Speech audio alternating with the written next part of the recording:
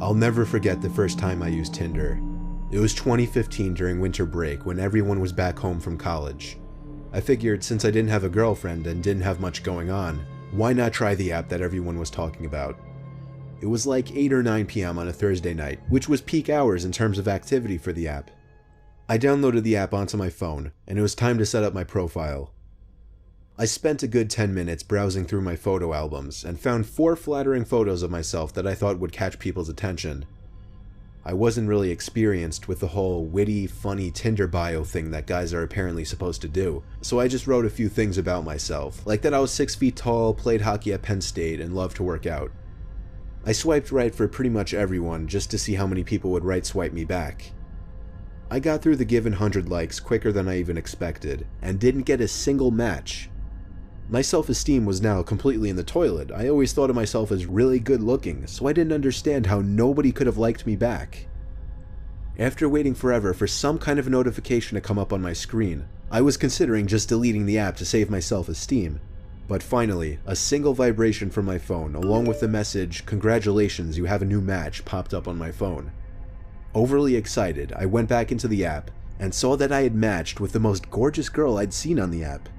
She had 4 photos as well, one in a bikini with a friend, one with 2 girls kissing her on either cheek, one with her leaning on a brick wall, and one that appeared to be taken at a college frat party. She was 20 years old, just like me, and she went to Syracuse University. I messaged her just a plain old hey with a smiley face. 10 seconds later, she responded, "Hey cutie." I took a minute to think of something smart to say. Eventually, I wrote something about her sorority and that I had a friend in the same sorority at my school, or something lame like that. She responded really quickly again, this time saying, "OMG, that's so cool," and then a smiley face. I was typing my response when she sent another message, saying, "You're so cute and so close, what are you doing tonight?" At this point I was excited, and thought this app was easier than I thought it would be. I responded quickly, saying, "Just watching Elf, you know, pretty exciting stuff." She replied back, saying, "OMG, no way, me too. You should come over and we can watch it together," and then a winky face. I told her I was down and asked for her number. She gave it to me quickly, and I waited a minute before texting her just so I wouldn't seem desperate. When I texted her, the message was sent as a text message, indicating this person wasn't using the iMessage app. I said hey once again. She replied, "Hey, come now," and then pasted an address. The address was 5 miles from my house, or 10 minutes, which wasn't bad at all. I told her I'm on my way. Before leaving, I told my mom I was going out and left. The address was on the quieter side of town, not necessarily a nice kind of quiet. I pulled up to the house. It had a decent location privacy-wise. Across the street were one of those huge pieces of land surrounded by trees that was dug out deep to collect water during rainfall, and the neighboring houses were kind of spaced out. A red flag went off in my head when I noticed 2 cars in the driveway. I texted her saying I was there, and she replied, "KK, go around back, the front door is loud." I replied, "Are your parents home or something?" But she didn't answer this time. I got out of the car and slowly walked around the house, noticing there was no fence to separate the front yard from the back. There was a window on the side of the house, and as I passed it, I realized there was an opening in the blinds. Someone was holding it up. But as soon as I noticed, the blinds fell back into place. I texted her again, saying, "Was that you at the window?" No response. This was a little creepy now. I continued walking slowly to the backyard, thinking that I could hear sounds coming from back there. For example, the brief sound of a yard chair scraping against the concrete. I became so nervous to turn that corner into the backyard that I froze at the edge of the brick wall, and just ever so gradually poked my head around the corner to see if anyone was in the backyard. As far as I could tell, nobody was back there, so I walked to the back door. It was a really old sliding glass door, so I could partially see into the house. Another thing I realized just then that raised more red flags: not a single light was on in the house. You know what, I told myself I'd text her one more time, and if she didn't respond, I was out of there. I took out my phone and texted her, saying, "I'm at the back door, where are you?" She responded within 10 seconds, saying, "Come in." I wasn't comfortable entering that house. I decided to call her for the first time, but after entering the number, the screen said "Text now audio call." Text Now is one of those iPhone apps that allow you to use a fake phone number for calls and texts. That meant this whole time, whoever this was using a fake phone number. However, the most disturbing part of this was when I heard the sound of a ringtone coming from right behind the glass door, as if somebody were leaning against the wall, hiding. And now as I looked more closely into the house, I could see the glow from a phone screen right next to the door, which confirmed that somebody was hiding there. I didn't run. I tried to draw as little attention as possible by simply walking back around the house in the opposite direction I came from to avoid being seen through the door. When I was out of possible view, I ran full speed to my car and drove home. I didn't check my texts until I got back home. I had 15 new messages waiting for me, about 12 of them asking where'd you go, why'd you leave, come back, and so on. The last 3 were more disturbing though. The first of the last 3 messages said, "I'm not actually a 20-year-old girl, but I'm sure you figured that out by now." The next one was, "No laws were broken, LOL, good luck." And the last one was, "I know exactly what you look like and I have your number." I blocked his fake number and went to report and unmatch him on Tinder, but he had already done that. The whole thing was something straight out of a nightmare, but luckily I never got any calls or texts from anyone suspicious, and I was able to forget about it quickly. I've used Tinder a few times since then, but just for fun. I've never actually made an effort to go out and meet anyone from the app ever again.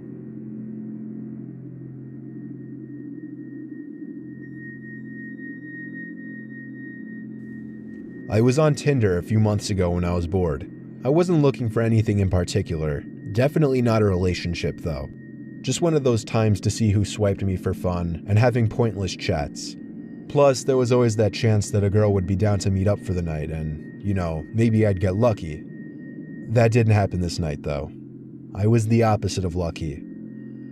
My first 20 or so swipes were full of matches. I sent corny pickup lines to a few of them that I found attractive. However, there was one girl who messaged me first. Her name was Michelle.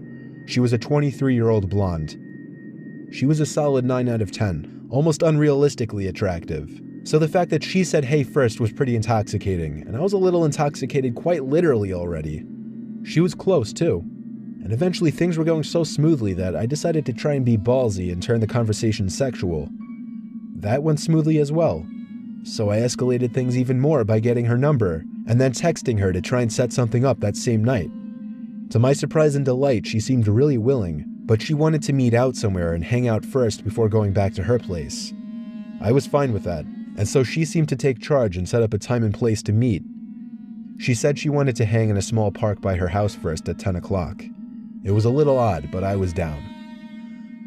I literally counted the minutes until around 9:45 when I decided it was time to leave.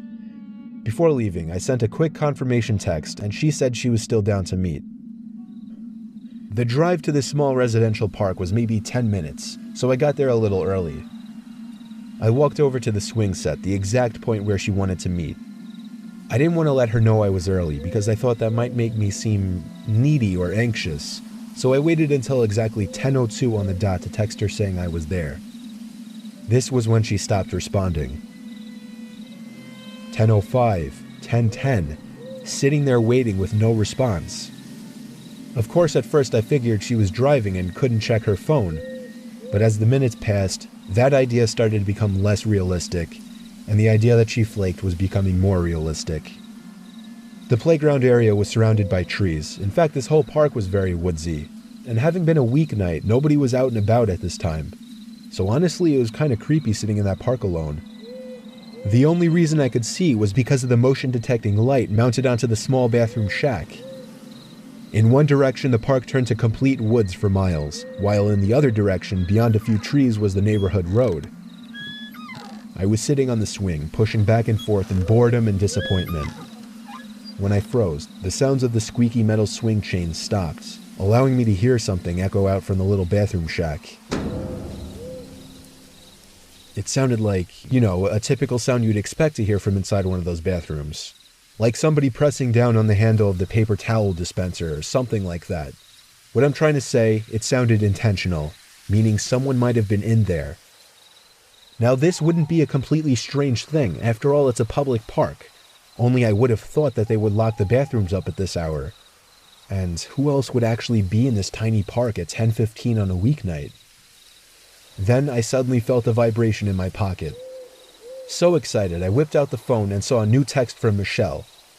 The text said exactly this: "Hey, just got here. Come into the bathroom. I have a surprise for you." My heart dropped as I read this.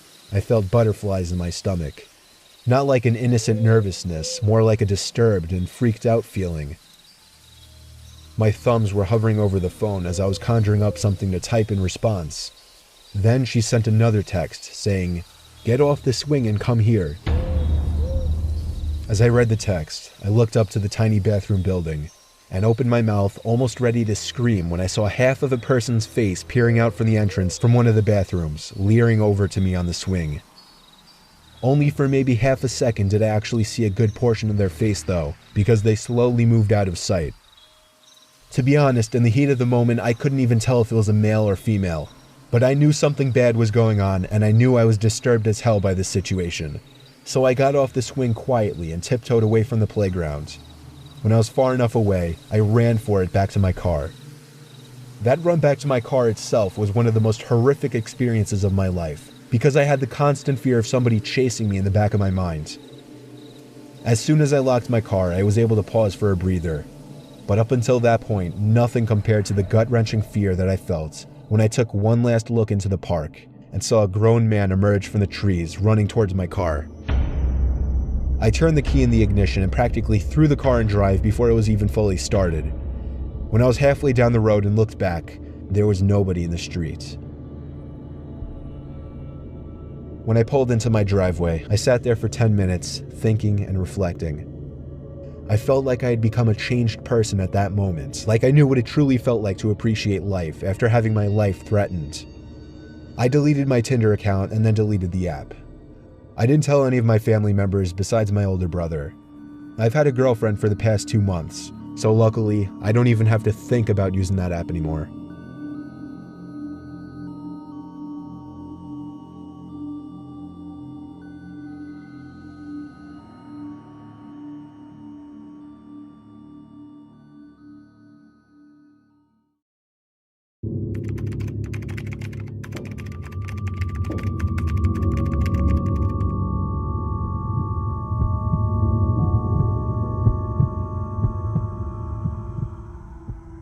After breaking up with my first girlfriend when I was 21, I had been single for about a year. It was the first time I had been single in years, so it took some getting used to again. Eventually I decided it was time to get back into the dating scene, so I started downloading a bunch of dating apps. One of the apps I downloaded was OkCupid, which was the one I used the most. I vibed the most with one girl I matched with named Brenna. Based on her interests and biography, she was into a lot of things I was into. She was a very pretty, light-skinned black girl. We had talked for a while and agreed that I would pick her up at her place to go out and get food. I pulled up to her house on the west side of town at 6:30. It was about 10 minutes after sunset, so it was really getting dark. I texted Brenna, and she took a while to answer. I sat in my car actually staring at the conversation for a while, waiting for the texting bubble to come up. When it finally did, she responded saying, "Hey, sorry about that. My brother's gonna meet you outside. He's being really annoying and protective." I showed her how upset I was and how much I didn't want to have to meet her brother, but she just kept saying, "Sorry, he's forcing me." I saw the front door of the house I was parked in front of open, and a guy came out walking over to the driveway while looking at my car. I got out to go over and meet him, realizing he towered over me. Another thing I quickly noted was his skin was significantly more dark than Brenna's, to the point that they wouldn't even seem related at all. He shook my hand and introduced himself as Will. There didn't seem to be anything off-putting about him at first glance, and he seemed friendly enough. He started going on about how he just wanted to make sure a trustworthy, stand-up guy was about to take out his sister. We talked for a little, and he seemed normal enough, I guess. He finally asked me to come inside to meet Brenna. He led me into the house and shut the door behind me. He told me to wait right there in the living room while he went upstairs to get Brenna. As he went upstairs, I looked into the living room to realize there were 2 men sitting on the couch, both giving me a certain kind of look I just didn't like. I said what's up to them. One of them just slightly nodded his head, but just barely. Will from upstairs called down that he's trying to find Brenna, which was odd. I turned to look at the room adjacent to the living room, which was the dining room. To my surprise, there was another man sitting at the dining room table, also staring at me. Instinctively, I stepped back and reached for the doorknob without even turning my back to the three men. One of them screamed, "Grab him," as they saw me reach for the door. At that point, I flung the door open and ran to my car. They weren't far behind. In fact, I made it into my car with only maybe a second to spare before they were outside my doors, kicking and hitting my windows, trying to break them. I was able to drive away down the block, but keep in mind this was on a public residential road. I have no idea how it didn't cause more of a scene out on the street. I made it home to tell my mom and dad what happened, still out of breath. They were in shock and almost didn't believe it, and they recommended I call the police. I did. I reported the house and the incident to the police. One of the neighbors vouched for my story anonymously because they saw the group attacking my car when I escaped. Police arrested 3 of the 4 men I saw in the house, one of them being Will, or whatever his real name was. The other guy couldn't be found or identified. I didn't stop using dating apps after that. I was just a lot more cautious from there on.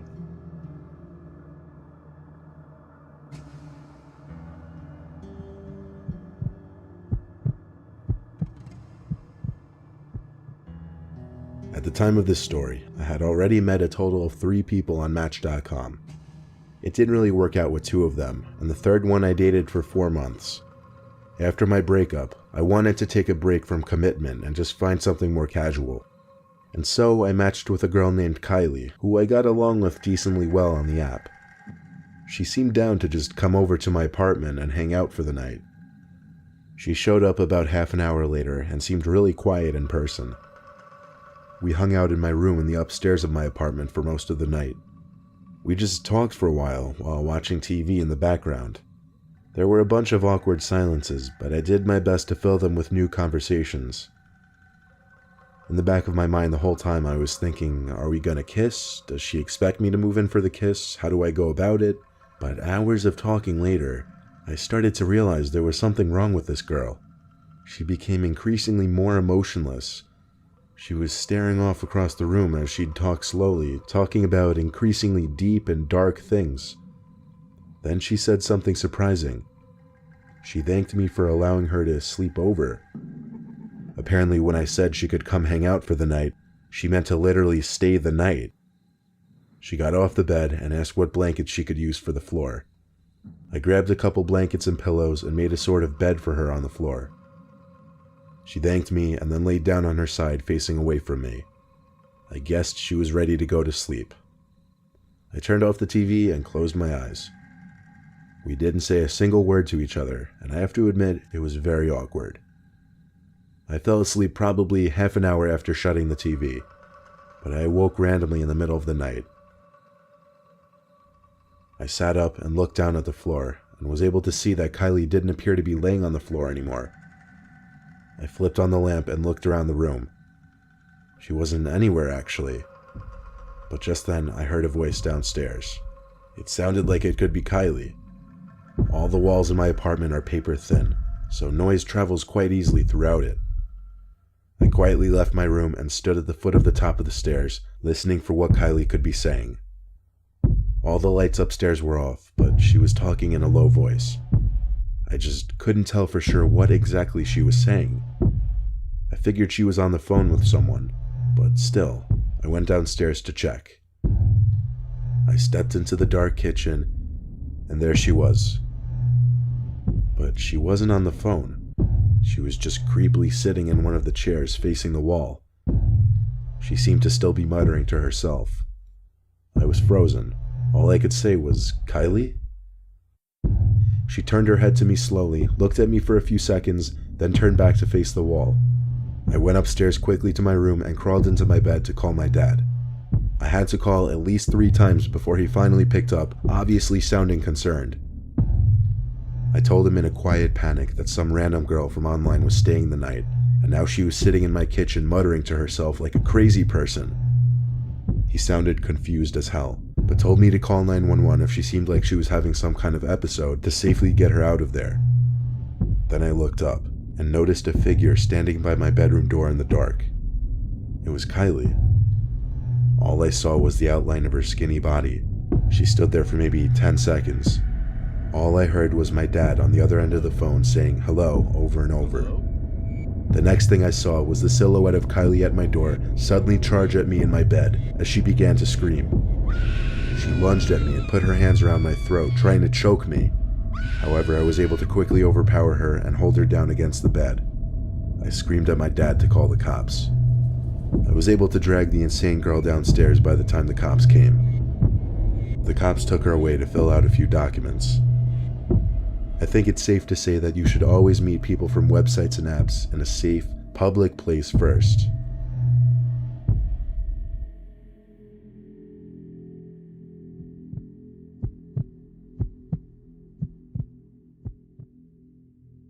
I've been single most of my life. However, I've used apps like Tinder or Badoo just for fun for a long time. Have I met some weird people? Yes, but nothing could have prepared me for what happened in February of 2014. Dead of winter, the time of year that these apps are perhaps most useful if you're just looking for casual fun when you can't have fun outside. I was using the app Badoo, and at any given moment I would be messaging at least 5 different girls, only because I'd know 9 out of 10 conversations would end up dying. One conversation kept going strong, however. The girl's name was Maria.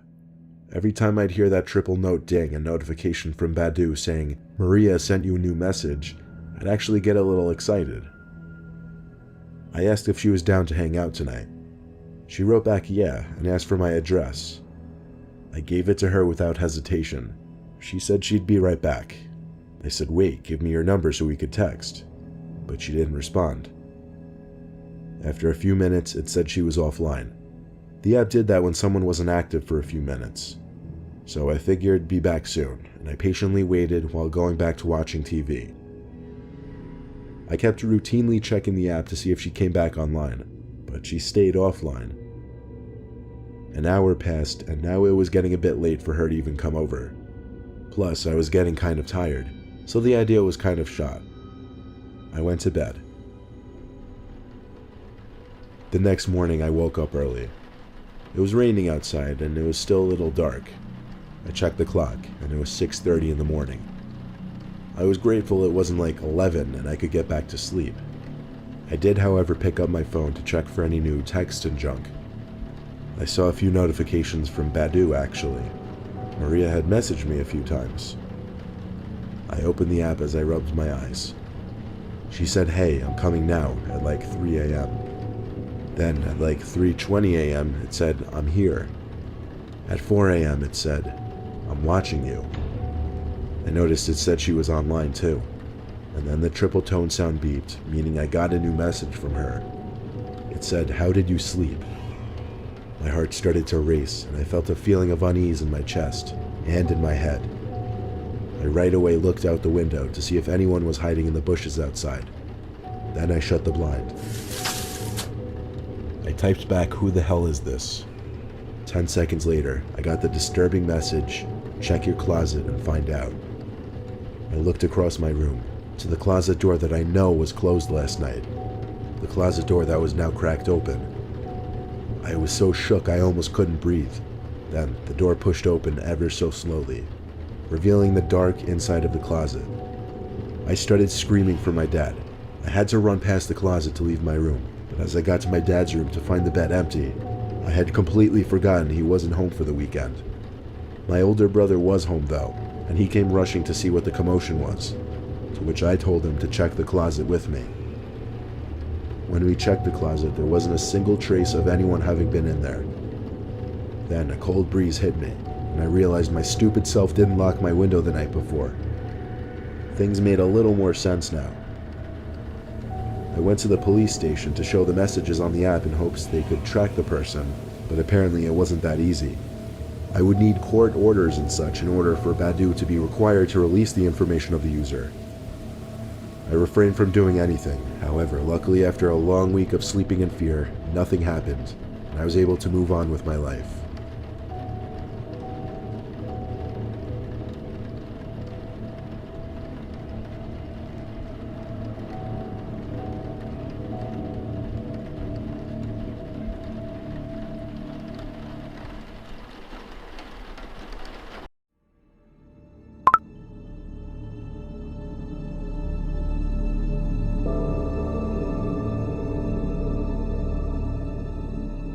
Ever since Snapchat implemented that new Snap Maps feature, it basically lets you stalk any of your friends' locations. Well, any of your friends who choose to have it enabled. For some reason, I used to have it enabled. I guess just because I liked my friends to see that I was busy a lot or something dumb. I'm in 11th grade, a junior in high school. Snapchat is obviously a huge thing these days in high school. If you don't have one, your friends will likely question why not. Even the weird kids have Snapchat. Like the really, really weird kids. Like the ones who sit in the corner of the lunchroom alone. Maybe I sound specific in saying that because I am being specific. There was a kid named Zach who had been a socially awkward reject since elementary school. No one really knew if he actually had any issues or not, and everyone could agree that there was always something that seemed a bit off-putting and unpleasant about him. Apparently the kid was on Snapchat and was somehow getting people's Snapchat usernames. My username was one of them, apparently, because one cold December day, I got Zach Meister added you as a friend from Snapchat. I already knew it was him, so I added him back. I don't know why. I guess because I'm just too friendly of a person. Minutes after adding me, he sent me a picture and then a video. I didn't want to open it because I knew it would be weird, but I was also curious to see what it was. I waited a few hours to show as much disinterest as possible. I opened it when I was in my bed, and what it was weirder than I thought it would be. It was a picture of me sitting in the lunchroom at school, but then the video was when the bell rang and everyone in the lunchroom got up, including me obviously, and he zoomed in on me and recorded me as I left the lunchroom. The worst part was the caption at the bottom, which said, "Cute LOL." I ignored it. I was so close to removing him, but for some reason I didn't have it in me to do that. That night, laying in my bed watching TV and Snapchatting friends, Zach, aka Zachmeister, messaged me on Snapchat. Unfortunately, I accidentally clicked the notification right away, which took me to his message, which said, "You live on Mason Street?" I answered back yes. He answered back immediately. I planned on not opening his chat this time though, not for a long time. But the longer I waited, the more he messaged me. I was so close to blocking him, it was not even funny. He started sending me pictures now, pictures I was not planning on opening tonight. I knew that the longer I took to respond, the less interested he would be, so I put my phone down on the desk, turned off the TV, and went to sleep. The next morning when I woke up, my window was wide open, as well as my closet door. I literally mumbled to myself, "What the fuck?" I didn't remember opening either of them, but my room was absolutely freezing. I saw a bunch of new notifications from Zach on my phone. Then it sank in. What if this was him? I opened Snapchat in a hurry and opened the snaps from Zach.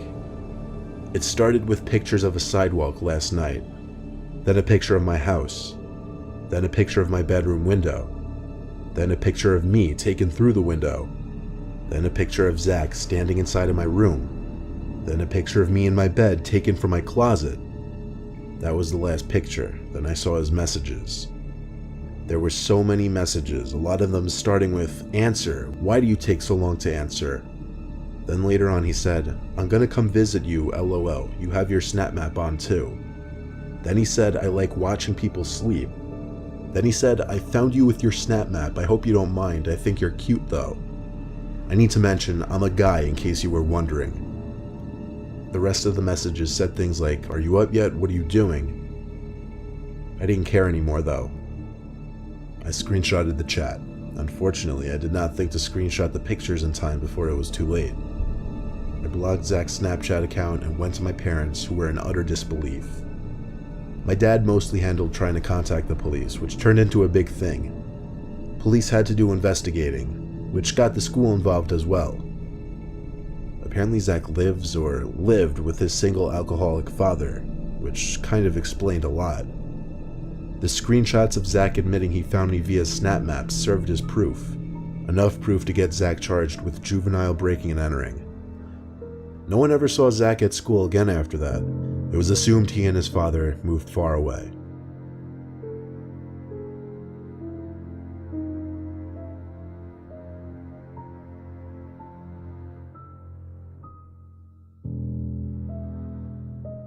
I've been using Snapchat for a little over a year, just as a way to share cool or funny things that are going on in my life. You know that in high school there is always that one weird kid who acts like a psycho? The one who would quote-unquote prank someone by putting a dead rat in their locker? That kid at my school was named Alex. Alex had done a lot of questionable things, and he's been suspended multiple times. He had brown hair that was always a bowl cut, and had really pale skin, vampire pale. One day, I got a notification on my phone while I was playing some video game. It was from Alex. I didn't remember adding him, but then I thought he must have seen my snap code from my Instagram page or something. It was weird though, I could see his score, which means I did add him back at one point, I just don't remember when. I put my phone down until I died in the video game I was playing. I unlocked my phone and opened Alex's snap. It was an extremely zoomed in picture of a door handle, more specifically a locking mechanism. It was captioned hello. I actually got a screenshot of the picture. I was kind of creeped out because I knew this kid was the kind of person who would come to your house and do something really messed up. I texted him back, asking why he sent me that picture. He responded with another picture. It was a blurry picture through a window, looking into a house. My heart sank when I realized it was a picture of our kitchen. I also screenshotted this picture. I ran straight to our kitchen and looked out the window. I saw him on my deck, laughing. I ran around the side to our dining room and threw open the door. He was still standing there, but he was holding his hand behind his back. I told him to get off our deck, but he slowly removed his hand from behind his back. He was holding a knife. I slammed the door shut and locked it. I yelled through the door that if he didn't leave, I would call 911. He smiled at me and slowly walked off our deck.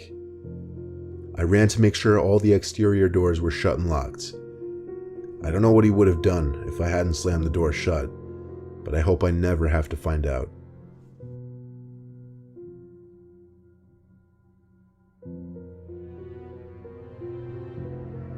This is a short story, but it started just 2 days ago, and it has me scared shitless. I tend to get a lot of random people adding me on Snapchat because I have my Snapchat in my Instagram bio. Not to toot my own horn, but I live a kind of lavish lifestyle and show it through my Instagram pictures. One rainy night when I was chilling with my friend, 2 random girls added me on the app.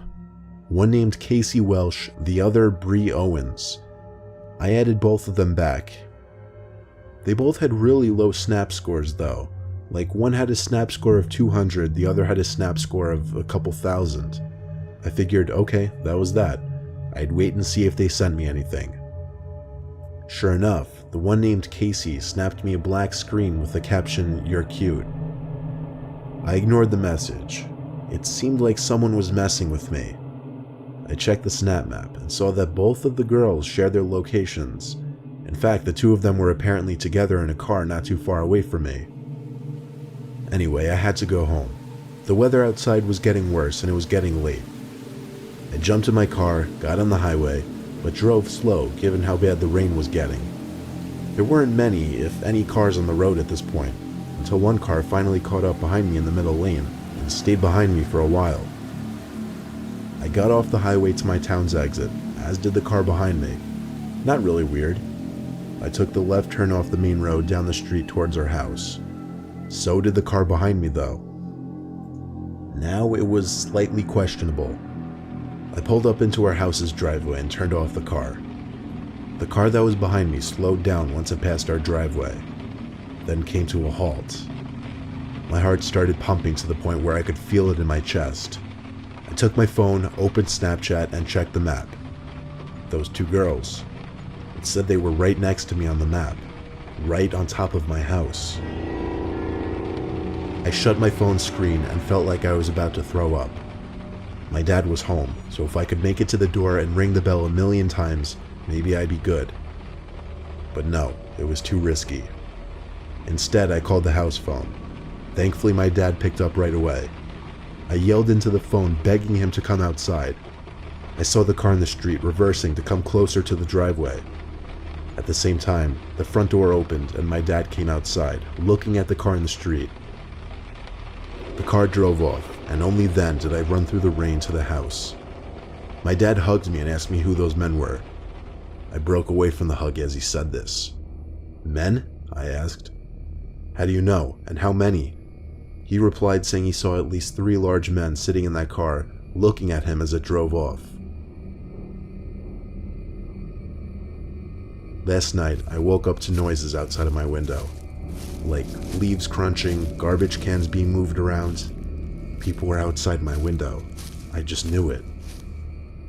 I knew the blinds were open. I didn't want to look. I was too horrified to look at that window. Then I heard, "I know you're up. Don't move a muscle." They're at the window. It was my dad. It was the scariest moment of my life. It sounded like my dad was hiding behind my bed. I heard footsteps outside move away, and my dad finally said it was safe. We watched as the car parked outside, the same one from the previous night, drove off. My dad and I are horrified to even go to sleep tonight. My dad said he's ready to call the cops at the slightest sign of something happening outside. If anything happens, I'll send an update.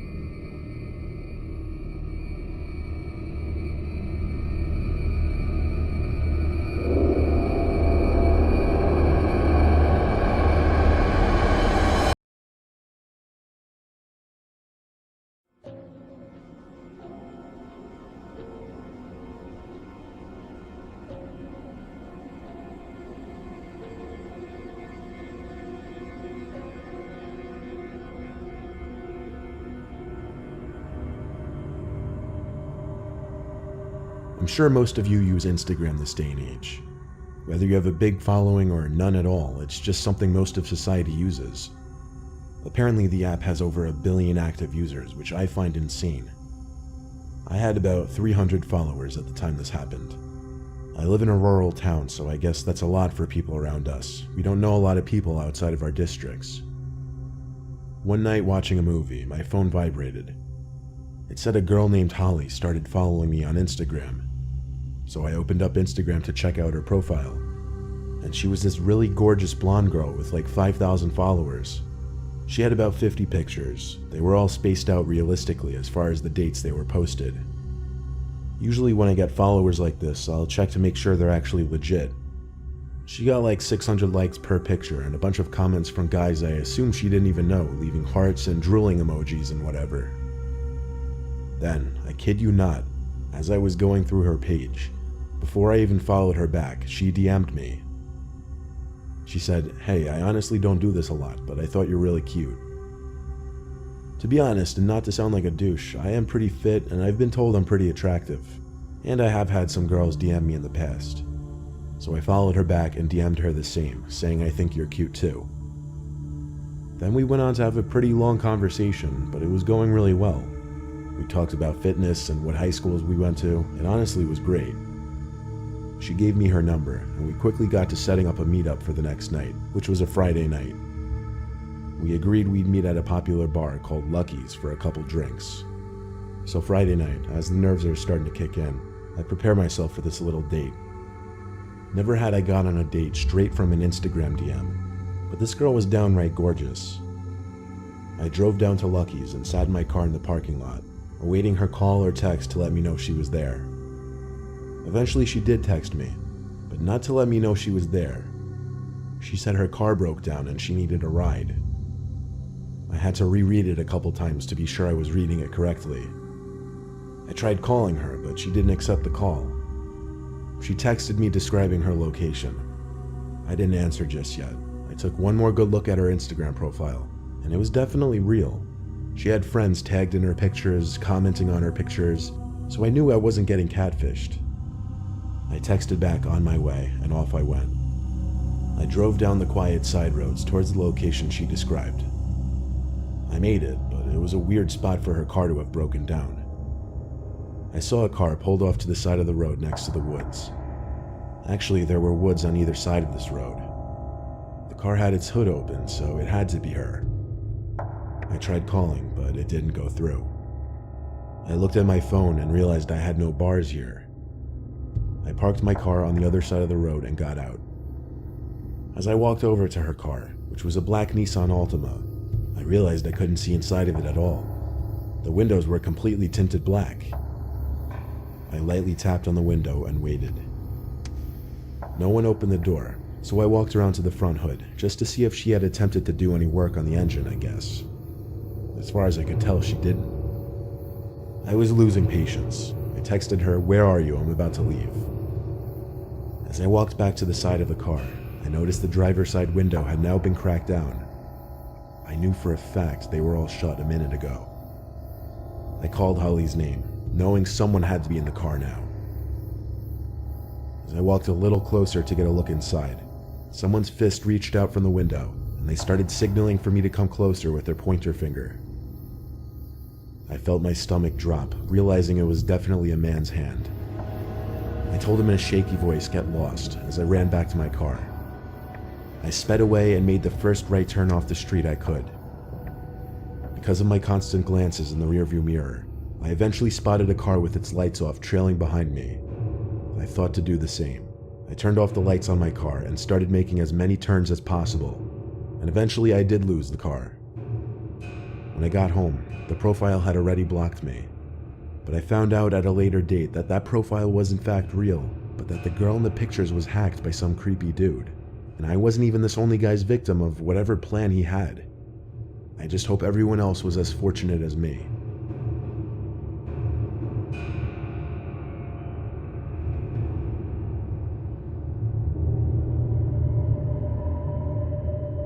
I have an Instagram account with 1,100 followers. I had it set to public so anybody could come onto my page and look at my pictures, like them, and comment on them. So oftentimes I'd get people I didn't know liking my pictures and commenting on them. But one person stood out from the rest.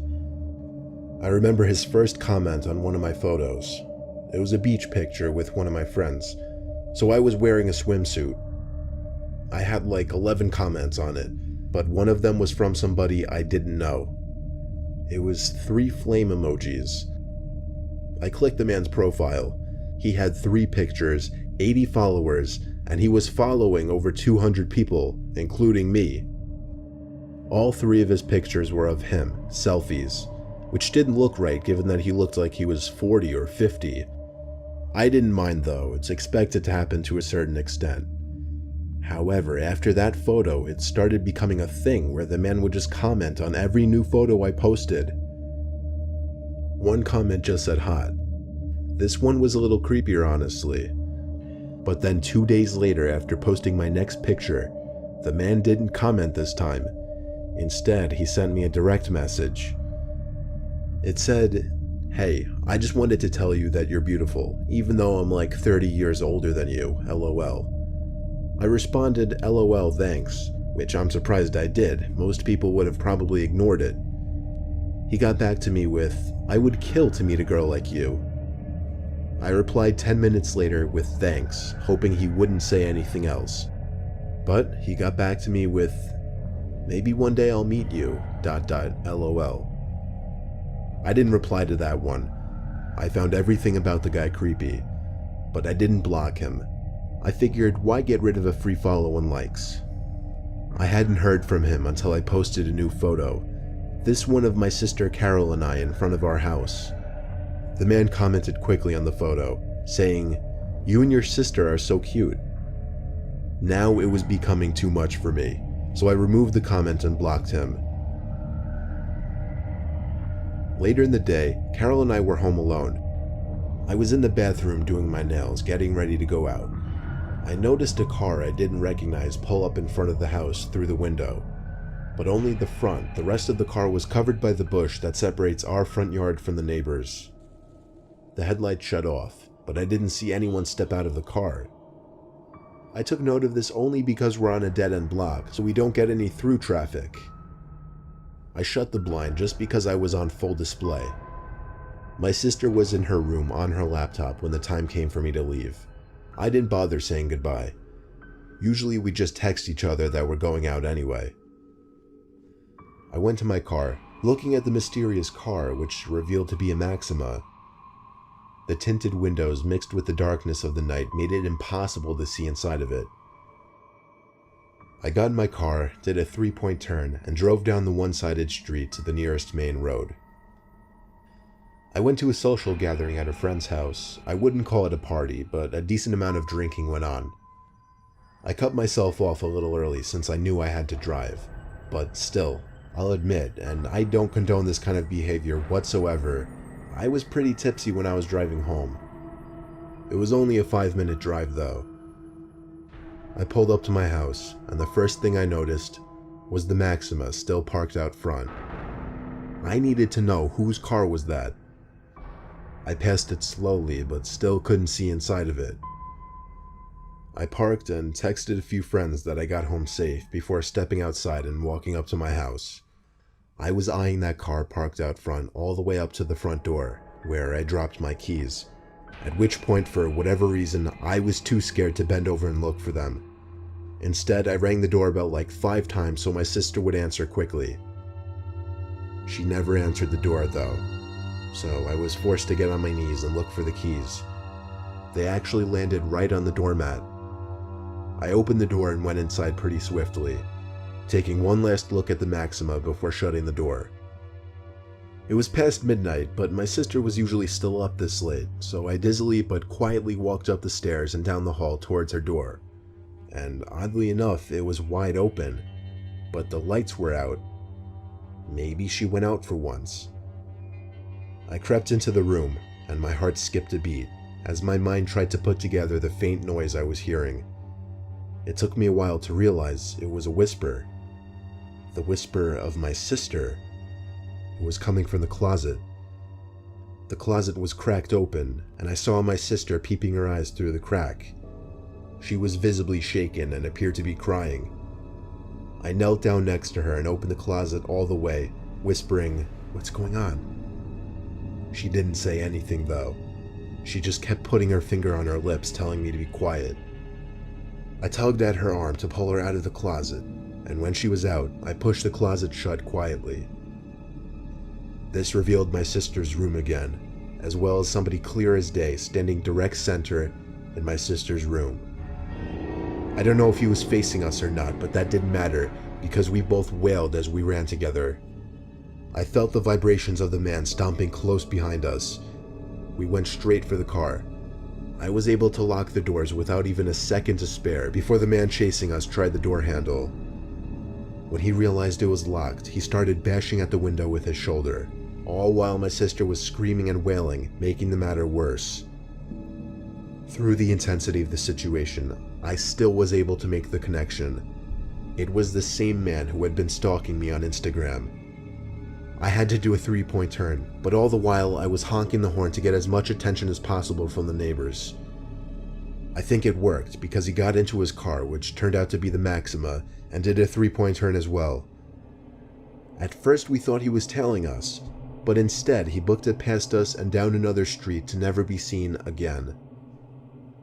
At that point, we just turned around and went back to the house. I called our parents and then the police. The police were able to find out how the man broke in, through an upstairs window. He climbed up a ladder onto the awning and boosted himself up to the windowsill. I told the police about how he was stalking me on Instagram and must have somehow found my address when I posted my most recent picture with my sister, which included my house number. I tried to help them by giving the man's Instagram account, but when I went to the blocked accounts section, it was empty. That meant that the man already deleted his Instagram. Therefore, even if there is a way for Instagram to track deleted users, it didn't matter because I didn't remember the man's username.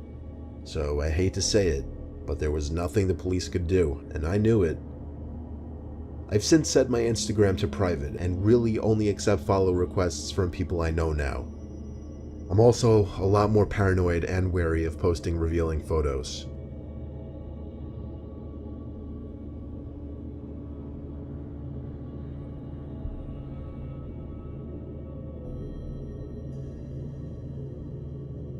I came across something recently that has been freaking me the hell out.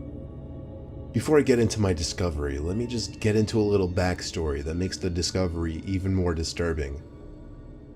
For the past few weeks or so, on several occasions, while either trying to sleep in my bed or doing something in my room with a light on at night, I would hear a single, faint yet audible tap on my window. I hardly want to call it a tap, because none of the sounds really resembled an intentional tap.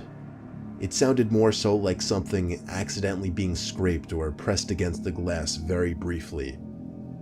At first I thought it was just bugs flying into the window, but as the same sound kept happening at least 2 or 3 times a week, I started to get freaked out by it. So I told my dad, and he of course told me it's nothing, probably just bugs like I initially thought. So nothing happened for a few nights. But then, I got a text from a friend. Well, not a friend, just some guy I used to have a class with who somehow coerced me into giving him my number. He said, "Hey, I don't know if you remember me, we used to have a class together. I just wanted to let you know about this. I stumbled upon it by accident, and if you're unaware of it, that's pretty disturbing." Then he added a link to the bottom of the message. I pressed it, and it took me to an Instagram page. The page was titled JP Unofficial. Those were my initials, but that wasn't the first thing I noticed. The first thing I noticed was the profile picture, which was me. And then, the 45 pictures uploaded to that account were all of me. They weren't like pictures that I took though, they were all candid. I mean, like, they were pictures I never even knew were taken. Some were of me at the beach, some were of me sitting in my car, but the newer ones got even weirder. Some were of me in my backyard, and then the worst ones were the most recent. There were pictures of me in my room, taken from outside my window. Some of me sitting on my bed doing homework or texting, others of me standing, with one even of me in my underwear. I felt sick. I felt like crying and throwing up. All of the pictures had at least 2 or 3 likes. Some had comments, but not comments pointing out how wrong this is. They were comments encouraging it, saying things like, "Go for it," or "hot," or "what'd I do if I could get my hands on her." The captions on the photos too. They were all things like, "the love of my life," or "she went to the beach today," or "I just like to watch her." My mouth was twitching as a tear rolled down my face. I was so disturbed, I can't even describe the emotions I was feeling. And then, there was a sound again at the window. The sound. The unintentional scrape or tap. And then it clicked. It made sense now. When I put 2 and 2 together, I simply snapped. I lost it and screamed louder than I'd ever screamed before. My dad came rushing in with open arms to hug me and ask what's wrong. I showed him the Instagram page and explained the taps at the window. Well, explained is a stretch. I was a mess and could barely speak clearly. My dad's expression went from gentle to horrified to downright angry. He rushed outside screaming, making a scene for the neighbors, looking for the stalker. He then came inside and called the police. I gave the police the Instagram account and requested they track it as soon as possible. Law enforcement put the request into Instagram. By the time it was received, the account was deleted, but it didn't matter because Instagram was still able to recover the info, and the usage was traced to an old iPod Touch. Unfortunately, the device was untraceable. It was either destroyed or it had its Wi-Fi turned off permanently. My dad saw how messed up I was, and he plans on moving us out of the house within the month. Luckily, there haven't been any new sounds, but I've also made sure to keep all my blinds shut 24/7 and always make sure I'm not being tailed while driving. All I could think to say to everybody is keep your Instagram private and always be alert to your surroundings.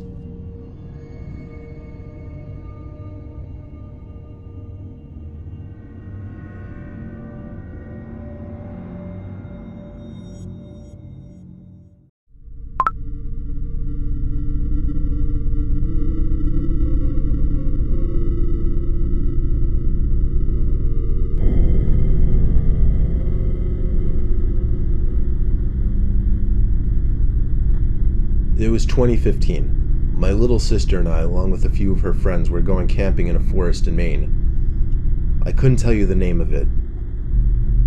She wanted me to go because I'm older and more experienced with camping. But was it weird camping with a bunch of 14-year-old girls? Yes. I won't share my sister's name, but her friends were Casey, Barbara, and Lexi. My sister insisted I slept in a separate tent than her and her friends, and I was okay with that. So we brought 2 tents. Along with that, I packed the usual camping supplies: food, water, tools, and in my case, a rifle. I always take a gun with me while camping, just because I'm a paranoid guy, and I always want to feel protected while in the middle of the woods at night. After a pretty long day, I helped a girl set up their tent, and then I worked on mine alone as they were all sitting in theirs, gossiping or talking about whatever 14-year-old girls talk about. When I finished, I put the fire out. Being the older brother, I of course felt responsible for my sister and her friends, so I moved the tent really close to theirs, turned on my reading light, and continued where I left off in the book I was reading. The chattering of the girls in the next tent over was a bit distracting. At one point I heard them talking about a certain boy. Then the conversation switched to Snapchat. I heard Casey mention that she didn't have Lexi on Snapchat and asked for her username. I really didn't mean to eavesdrop, but they were speaking pretty loud.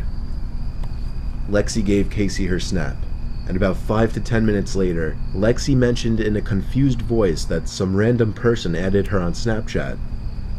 I raised my head from my book a bit as my interest in what was being said suddenly increased. The other girls told Lexi to add the person to see who it was. A few seconds later, they were going on about how the person's Snapchat score was so low, only like 7. I was really paying attention now. Apparently the person sent a message saying, "Hi, send me a pic." And then the 4 of them left.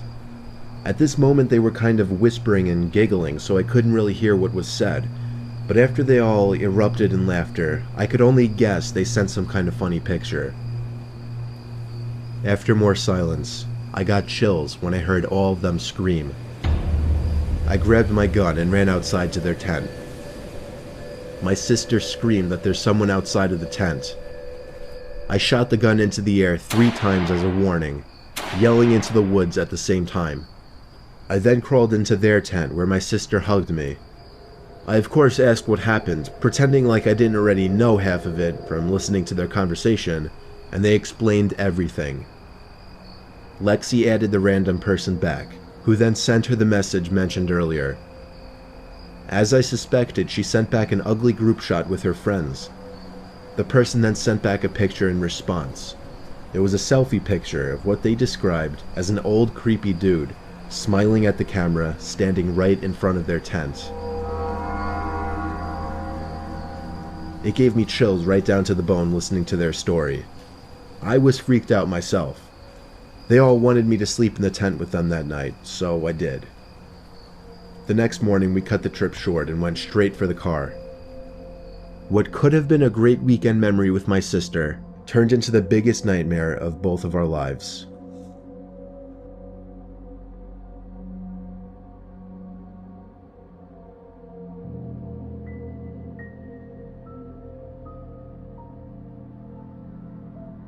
I just recently got into the whole Snapchat thing. My friends urged me to get it since everyone else my age has one.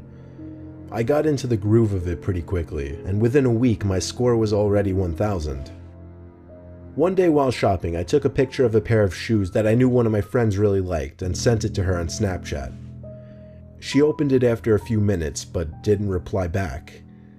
I sent her a chat asking, "What do you think?" She opened this one much quicker, but didn't reply. I put on a sad face and took a selfie, captioned the picture, "What's up, why aren't you answering?" and sent it. She opened it immediately, this time replying in the chat, "Where are you?" I responded saying, "Home."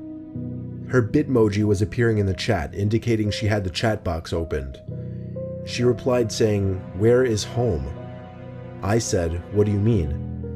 Then she said, "What is your address?" It was at that moment I knew something was up.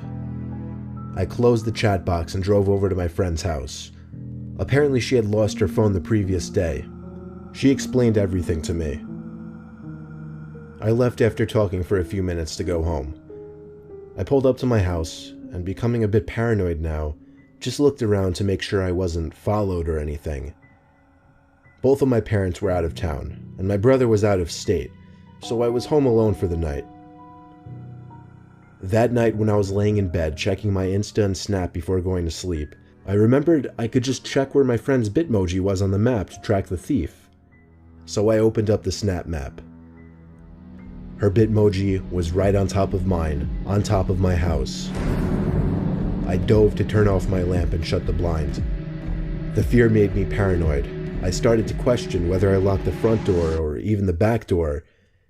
But that didn't matter, because when I heard sounds coming from downstairs, below my room, I knew someone was in the house. I tiptoed to my bedroom door to lock it, then called the police. The operator asked me to stay on the line with them until the police arrived. When they arrived, it turned out nobody was in the house. It was just my paranoia playing tricks on me. We found my friend's phone in the backyard, hidden under a bush, screen still on with the battery in the 60% range, meaning he couldn't have been gone for too long. The next day, I returned the phone to my friend, and my parents came home, so I didn't feel scared anymore. I will, however, keep my location private on Snapchat from now on, and I recommend you do the same.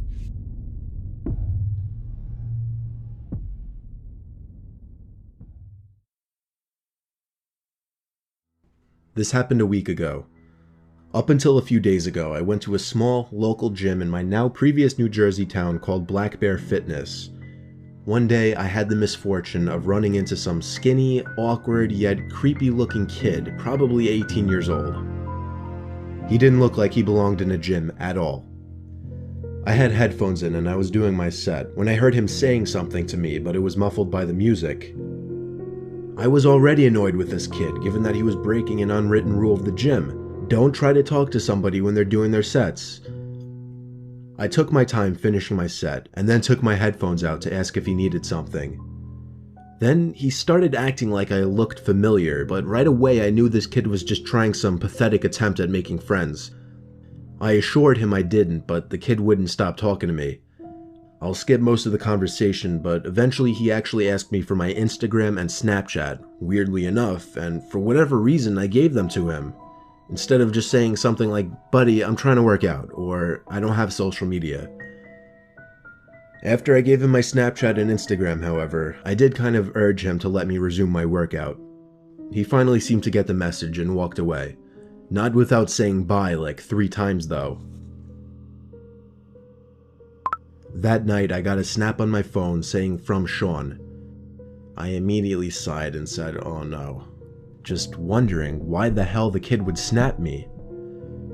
I opened the snap, and the kid was in a creepy, weird pose, face way too close to the camera, with his head resting in his hand and a half smile on his face.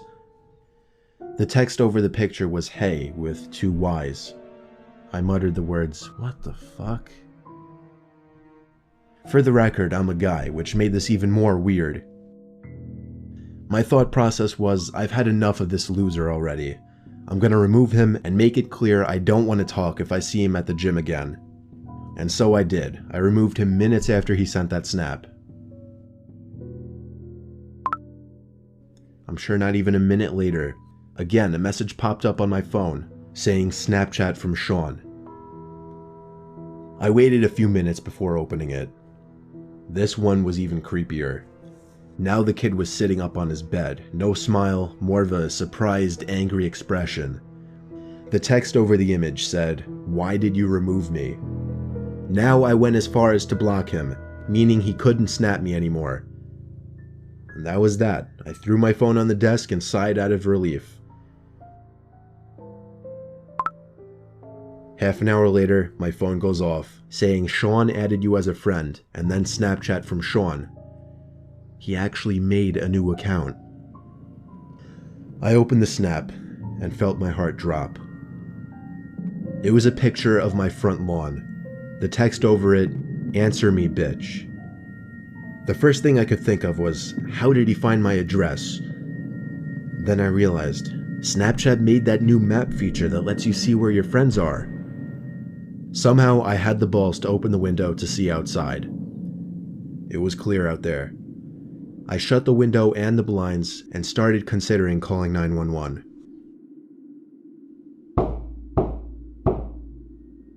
It was the sound of taps on the window. I took a deep breath, and with one swift motion, I pulled up the blind and the window at the same time and pulled the kid into my room by his neck. I punched him in the face a few times before he was out cold. Now I called 911. By the time they arrived, he was awake, cursing me out, promising he'd be back and kill me. The cops heard it all. I didn't even have to make a case. The kid was an idiot. Luckily, the timing of this worked out well because I just moved a couple days ago out of state. Only thing that worries me, I don't want to have to make a new Snapchat account, but anytime somebody new adds me on the app, I'll never know if it's secretly that Sean kid again.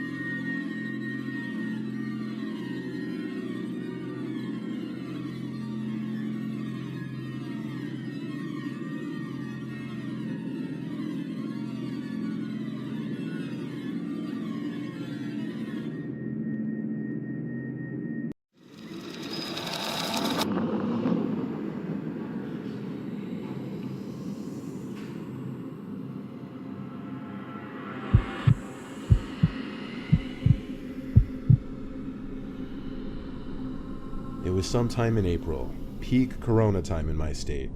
Quarantining and lockdown were still in effect. There was nothing to do on Friday and Saturday nights besides Zoom calls with your friends. It was like a week after I finally hopped on the wave and agreed to jump on a Zoom call with my 4 friends, Ashley, Haley, Sylvia, and Alexa. It was a Friday night, and it was supposed to be our little Zoom drinking party. We were going to be playing drinking games and just staying up until the early hours of the morning. Ashley shared the link to join the Zoom call in our iMessage group chat. We joined one at a time, first Ashley, then me, then Haley and Sylvia. It seemed they were all on their laptops. I was the only one on my phone, so I switched to my laptop as well. It took a little while for Alexa to finally join, but when she joined, her screen was black. We all joked around, chanting Alexa's name and whatever, asking her what's up with her webcam. She started typing into the text chat of the Zoom call saying she didn't know what was wrong with her webcam and microphone, that it said both were offline. We continued to joke around about it, but also tried helping her, though we didn't really know how to be of much assistance with that. Eventually she typed in the chat, "BRB, I'm gonna go try to figure this out." So we all went on to our drinking and just chatting on our video chat, while we figured Alexa was doing whatever to try to fix her computer. But something randomly happened sometime into our call. Something completely unexpected that kind of scarred all of us. Alexa's cam suddenly started working, and her box went from black to showing an old creepy man doing something I really don't want to repeat. When he noticed the camera turned on, he jumped to close the laptop, and the screen went dark again. The 4 of us screamed and started freaking out. We tried calling Alexa, but now it seemed her phone was off. We didn't have her mom or sister's number, so we all agreed to drive over to Alexa's place to see what was going on. Her mom answered the door in her robe, looking concerned. We asked her if Alexa was home. She said yes and called her down. Alexa never responded though. Her mother said she had just gotten home an hour ago, but that Alexa's door was locked half an hour earlier. We all explained what happened on the Zoom call, and she freaked out and ran upstairs to bang on Alexa's door. That got no answers. We all got a sickly feeling when we realized what could be going on. Alexa's mom called the cops that second, and when Officer Perry showed up, we told him everything. He called for backup and went upstairs to knock on the door and tried to reason with whoever could be in there. When there was no response, he began to kick the door down. When he finally broke through the door, there was no one on the bed. The laptop and phone were left on the bed, but no one was in the room. The window was wide open, enough for someone to crawl through and hop outside down to the awning roof below. We all found Alexa in the basement minutes later. She was hiding under a blanket in the corner of the room. She said when she was home alone, she saw some older man with a big knife sticking out of his pocket in the living room, so she snuck down to the basement and hid. She didn't know when it was safe to come out of hiding, as she couldn't hear her mother getting home. Police backup finally showed up, and the information of the break-in and the man was sent to the local news outlets to alert people to be on the lookout. It's crazy how that Zoom call might have saved Alexa and her mother's lives.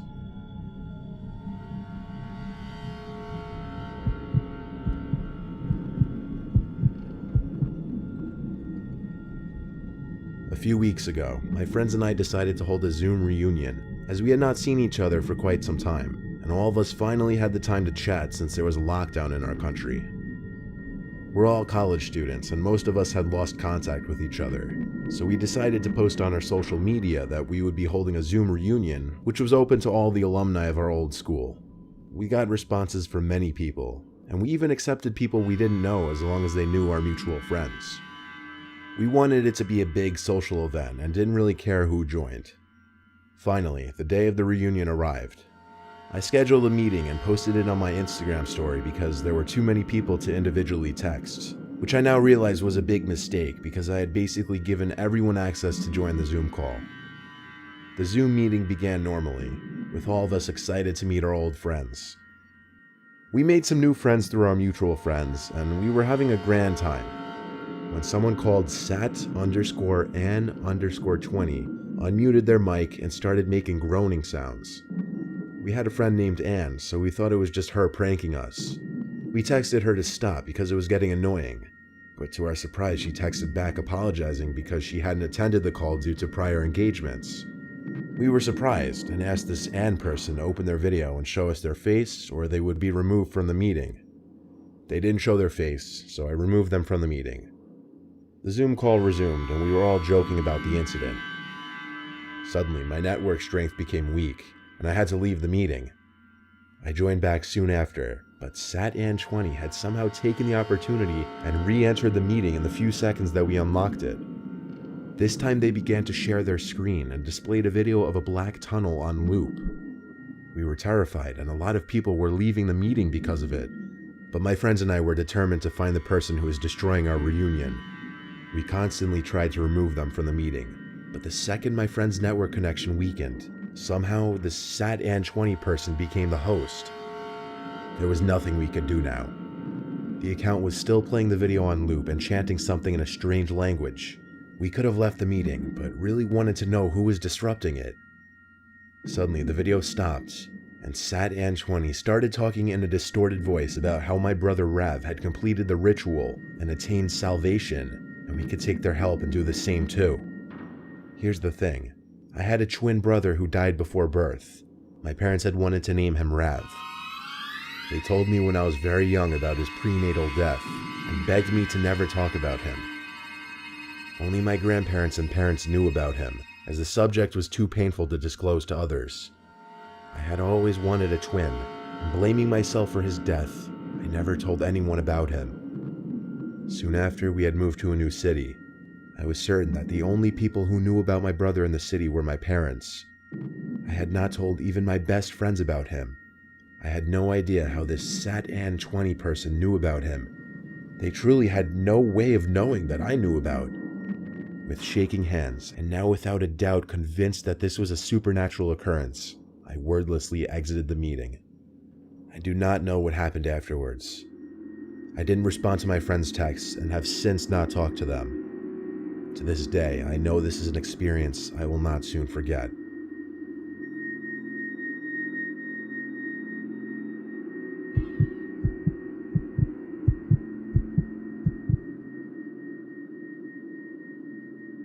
In April of this year, my school had made a virtual classroom thing where we would do all of our assignments online on websites like Google Classroom and whatnot. They also told us about a new tool called Zoom, where students and teachers can all have a virtual meeting to talk about schoolwork and stuff. Well, one day in May, after I finished my assignments, my dad went out on a night shift at his job. So it was only my mom and my mom was asleep. I called my friends, and we all agreed to try a Zoom call out with each other to catch up on how everyone has been, and it also eventually ended with us playing some console games like Call of Duty. At one point, around 10 p.m., we were playing Modern Warfare, and all of a sudden, one of my friends, who I'll call Jack for privacy reasons, suddenly told me that he saw a very sudden blurred movement behind me in my room, but he wasn't sure because my lights were off, and the only light was from the TV in my room. I have a somewhat small room with only my bed, a drawer next to my bed, a closet in the left corner of the room, and my TV in the front. That's when I noticed that my pillow was on the floor. I went over to pick it up, and I just dismissed it thinking it accidentally fell or something. So I just went back to play with my friends. About 10 minutes passed by, and Jack once again says he swears he sees movement behind me in my room. When I turned around, I saw that the pillow had fallen again in the exact same spot. This time I became anxious because I knew 100% I put the pillow in a place that it couldn't possibly fall without someone or something moving it. I bend down slowly to pick it up, and then I hear Jack scream. I put the pillow on the bed and rush over to my laptop sitting on my chair to ask him what was wrong. All he said was to look under my bed, and I saw it. I saw two glowing eyes which were lit up by the TV screen. Once the person realized that I saw them, they immediately jumped out and tried to grab me. I instinctively swung my arm at their head, and I hit him right in the nose. He looked to be at least 45 and had long, dry, straight hair that looked like it hadn't been cut or washed in at least a year. He had a scratchy-looking beard and was a very skinny but tall guy. He looked to be about 6'3". He fell onto my bed and I could see his nose was bleeding, so I took my chance and ran to my mom's room and locked the door. I could hear his footsteps stomping through the house coming towards the room, so I immediately told my mom to call the police despite her groggily shouting at me to tell her what was happening. She called the cops, and by then I could hear his footsteps as he was going from room to room to find where I went. When he came to the room we were in, he tried the handle, and when he saw it was locked, he knew we were in the room. But he didn't bang on the door like I thought he would. Instead, I heard a small chuckle, and then I looked under the little crack under the door, and I could see his feet standing there. As soon as I looked under, he looked through the crack as well, and I could see his bloodshot eye. I also saw a couple drops of blood on the floor, and then on the other side of the door, I heard "You'll pay for that" in a psychotic, high-pitched, childish voice. When I backed away, he screamed like a madman and started banging on the door over and over. I started covering my ears, trying to shut the sound out, and I could see my mom crying. Just then, we hear the sirens outside, but the man doesn't stop banging and shouting. The police knock on the door, and when they hear the man, they immediately knock the door down and come in, literally like something from a movie. I heard the man stop, and I thought the police already got him. When I opened the door, I saw the man facing the two officers, looking like he was going to attack them. When he stepped towards them, one of them shot a taser at him, and he immediately fell and started shaking violently. They cuffed him and took him out to the car, and a third officer came to question me and my mom. I told him the whole story, and then the three officers started searching for the place of breaking and entering, and it turned out that he had broken in through the window in my dad's office room, and they found a small axe and drill under my bed in my room. We later found out this man wasn't documented, and no one knew who he was, and he didn't appear to have any family. He was sent to a mental institution, but that's not the worst part. The police later tried to find out where the man originally lived, and all the man told them was that he lived in the woods near my home. When the police went searching for his home for any evidence, they found a small secluded area in the woods with a small wooden shack. When they went in, they told us that they found multiple weapons, bags of old food, and worst of all, 2 pictures of me, one of me asleep, which was taken from inside the house outside my bedroom door, and one of me eating dinner from outside the window. I hope nothing like this ever happens to anyone, and I hope no one else has to add another bad memory to the long list from this terrible year.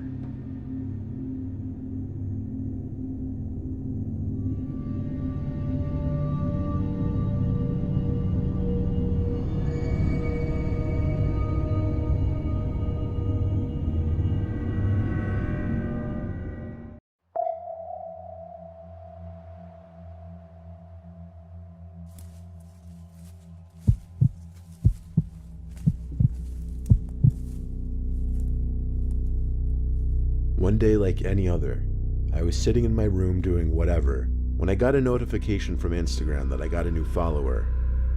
It seemed to be one of those random spam-like accounts. The username was Ty13053, and there were 5 pictures on the profile, all of different typical suburban houses. The profile had 2 followers, was following 3 people including me, and none of the pictures had any likes. Comments seemed to be disabled on all of the pictures. I didn't bother blocking or removing the account from my followers, as I had my profile set to public anyway at the time. A couple nights later, I got a notification that the random Ty13053 account liked my most recent picture. Just being curious, I click on the notification and then pull up the profile again. This time there was a new picture on the profile, and I instantly recognized it as a picture of my house. I DM'd the profile asking who it was, saying it was very funny. Of course, it had to be one of my friends messing with me. When the person running the account left my DMs unseen and didn't reply, I followed up with, "This is harassment and a threat," and that I would have the police follow up on this. I ran to my parents' room to wake them up, as it was past 12 at that point. I showed them the picture of our house, and said someone was messing with me who knew where we lived. They tried to rationalize, and said the same thing I thought, that it was someone from my school messing with me. My dad and I both went outside regardless to have a look around the property and on the street. It was a ghost town out there though, as it should be past 12 o'clock. We went back inside into our respective bedrooms. I wasn't actually going to pursue it with the police at that exact moment. It was obvious to me, at least in the moment, that someone who knew me was pranking me. I stayed up for a few more hours, and around the time I was about to go to bed, I got a DM from the account. It was an image, another image of my house. It was on the side this time. As I had the chat opened, he sent another, this time a picture of my window, with the glare from the TV in my room visible in the picture. I didn't dare get up and look out the window. Wouldn't you guess it, the next DM from the account was, "Look out your window." I turned off the TV to allow total darkness in the room. I didn't want to be seen by whoever was at my window. I quietly crawled off my bed onto the floor in the dark. As I was crawling on the carpet towards the door, a pounding on the window started. I don't want to say knocking, because these bangs on the glass sounded loud enough to shatter it. Inevitably, I turned, and of course, saw a person at the window. Facial features, though, impossible to make out. I got up and ran out of my room and to my parents' room once again. I pulled my dad out of the bed and led him to my room. He heard the end of the bangs on my window, but by the time we got to my room, the guy at the window was gone. The banging was all my dad needed to believe me and take this seriously, though. We called the cops that second and talked to the officers who came. They said the good news was since the person was contacting me through Instagram, they could track the person after putting a legal request into Instagram. So that same night, we followed the cop car to the nearest precinct, where we went through this long process. They took the account name and my details of the story, and literally the next day, we found out who it was. It was this kid named Luke who went to my high school. As much as I want to give the last name, that could lead to issues. Luke was a very, very weird kid that didn't talk to many people. He was just a very mean, unpleasant, and scary dude. Not scary like tough. Scary like some would even fear he'd do something crazy that would harm students or staff. I don't know why he targeted me. I never even spoke to the kid. But this really proved how dangerous he was. He hit my window so hard we found small cracks on it in the daylight. He was arrested and we got him for a harassment charge, an attempted breaking and entering charge, and I think a couple others.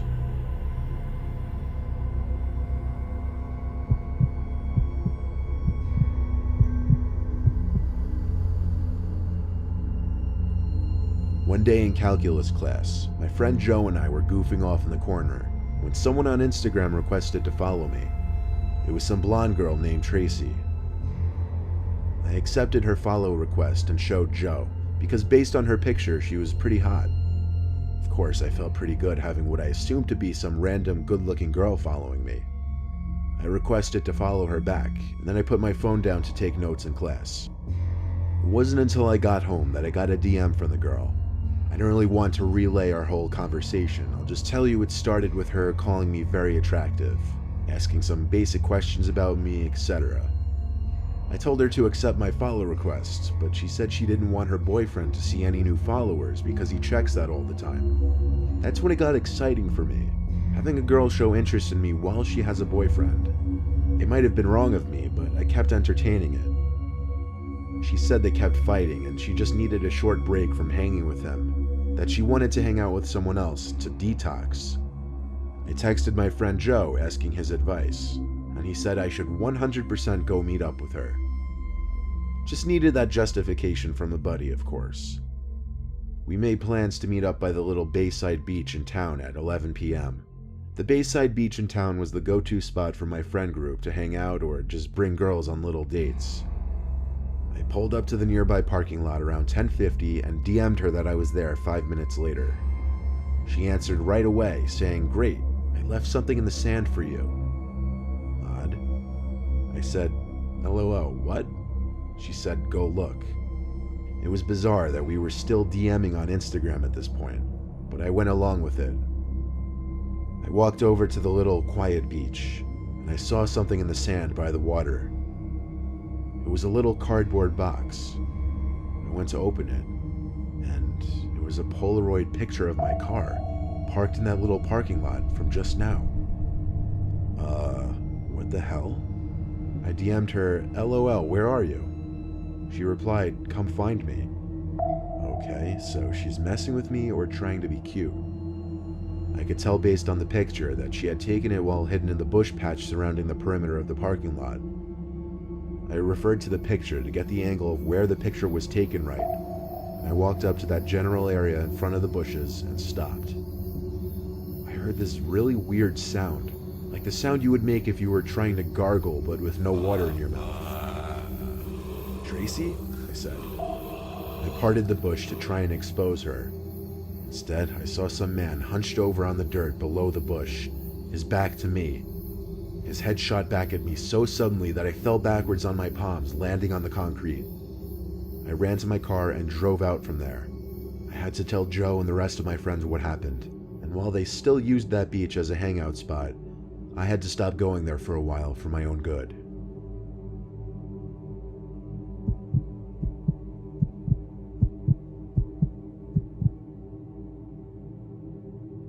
I'm 17 years old. My name is Jackie.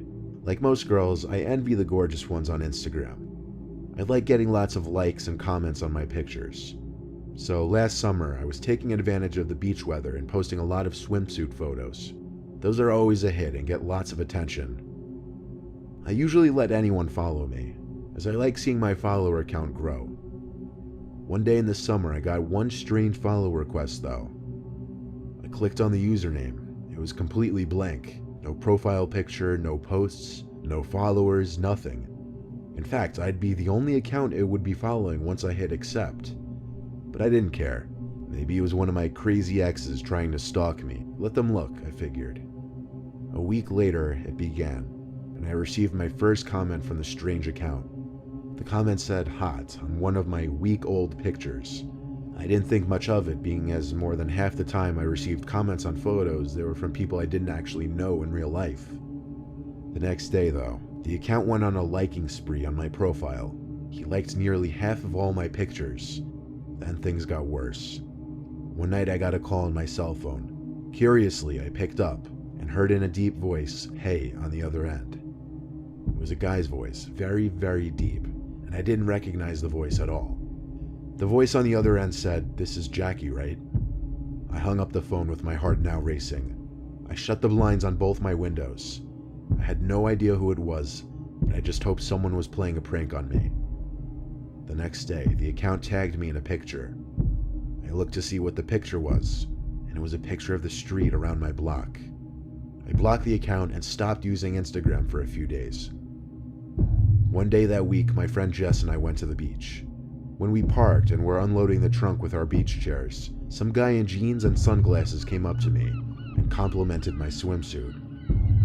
I thanked him while not wanting to talk to this guy at all. He asked Jess and I how our day was going, and that's when I recognized his voice. He was the one on the phone who called me. He found me, and he followed me. I told Jess to get back in the car, and we drove home making sure he wasn't following us. I explained to her on the way back what was going on. I didn't want to leave my car in the parking lot of the beach, scared that he would bug my car or something. I also had my dad check for any trackers on the car when we got home. I'm not sure how he found me, but I think he was wise to the fact that I knew it was him. However, just a few days ago, I received a DM on Instagram from some random account saying, "Remember that time we met at the beach?" I'm hoping the harassment doesn't start again. I haven't been sleeping these past few nights. I may have to contact the police.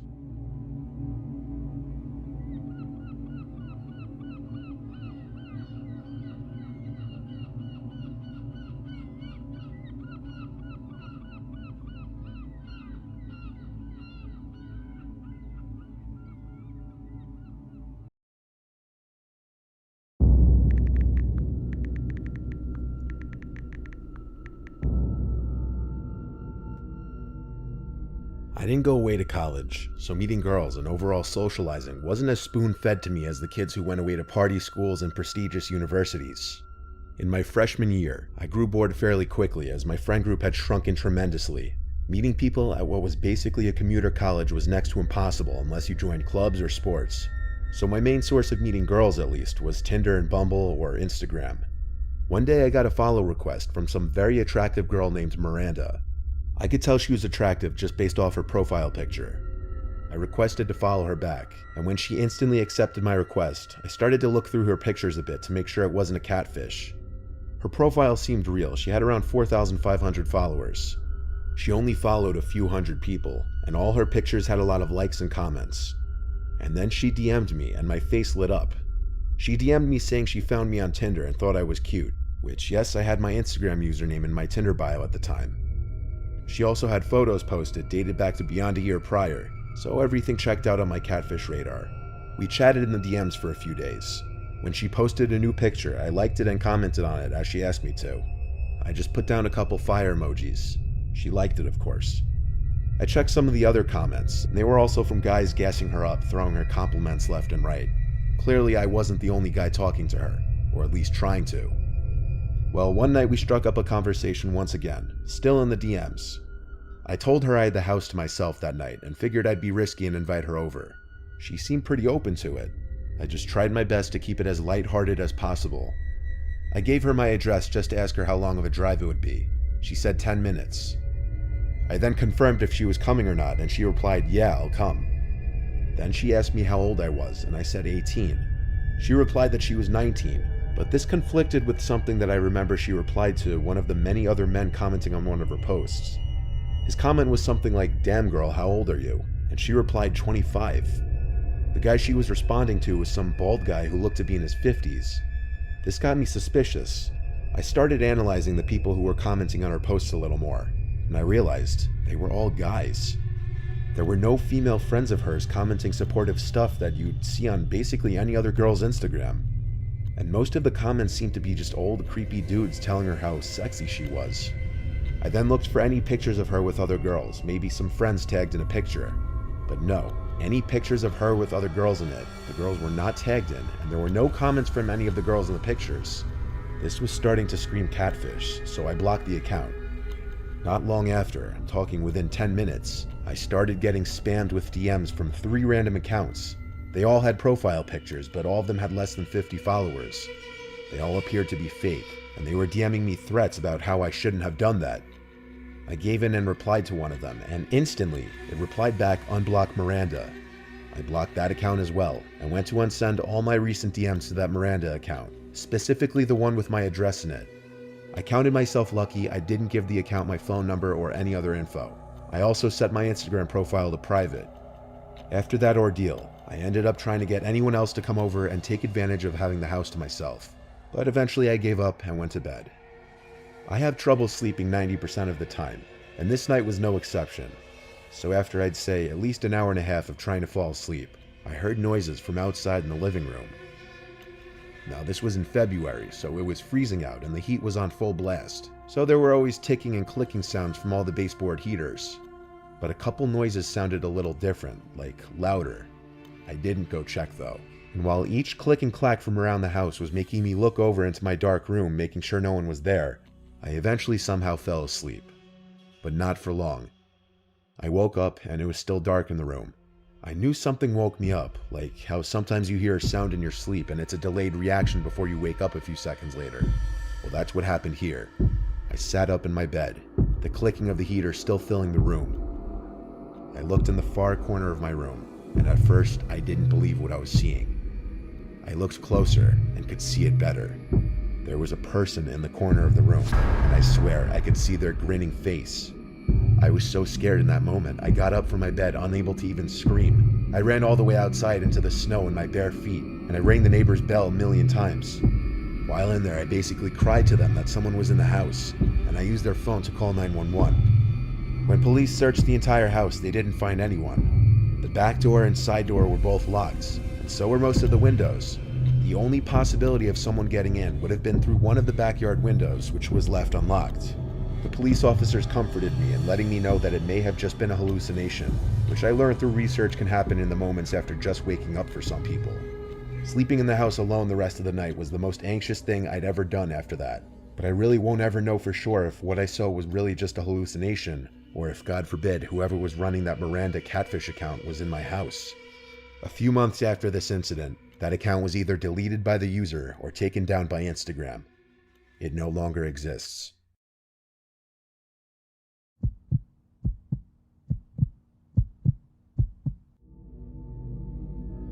Instagram is my favorite time waster app. I spend a good chunk of my free time browsing it. I've gotten my fair share of creepy DMs. I've learned to ignore them. So when I got a notification from Instagram that some random account requested to DM me, I didn't sweat it. I did, however, just open the DM because I always do out of curiosity. The DM was a link to another Instagram profile named Perfect Always with a Z.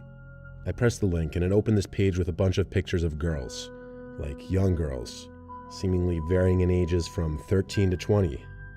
As I continued to scroll through the account, I picked up on an unsettling fact, that all the pictures seemed to have been taken in secret. Like one girl was on a school bus, one was sitting on a park bench, one was taken from behind a bush of a girl walking on a sidewalk, one was taken of a group of girls at a college campus. Expecting to find perverted comments on the posts, all I found were positive comments like "keep up the good work" and "nice." There were also some comments with random numbers, like 500, and that's it.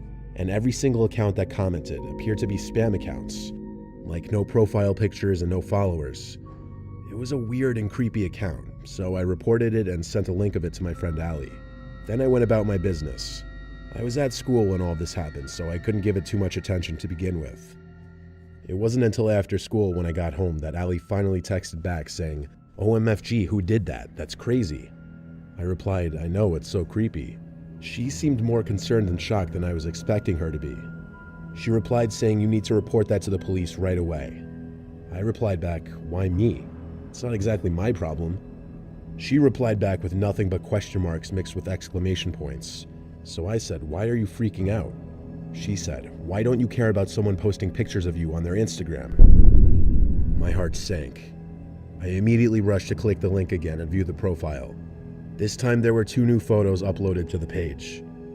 One of a girl in the passenger seat of an SUV, and one a picture of me walking home. It was taken from inside a car parked on the side of the road. I remembered seeing that car, and I remembered noticing someone sitting in it. This just seemed unreal. I called Allie at once, freaking out. I told her why I didn't understand at first, and explained how some random account DM'd me the link. Allie told me to report it to Instagram and the police. I told her I reported it to Instagram already and told her to do the same. I stayed locked in my room talking to Allie for at least an hour, as I was home alone. The next time I refreshed that Instagram page, it said, "This page does not exist." First thought, okay, it blocked me, so I asked Allie to refresh it as well, and it said the same thing for her. We both used our Finsta accounts to confirm that it was removed, and it was. The account no longer appeared. I still don't know if it was taken down by Instagram or if the creator of the account deactivated it. I also have no idea what those numbers in the comments meant. Either way, it seemed like one big setup thing, and I'm scared to know any other details about what was going on with that Instagram page.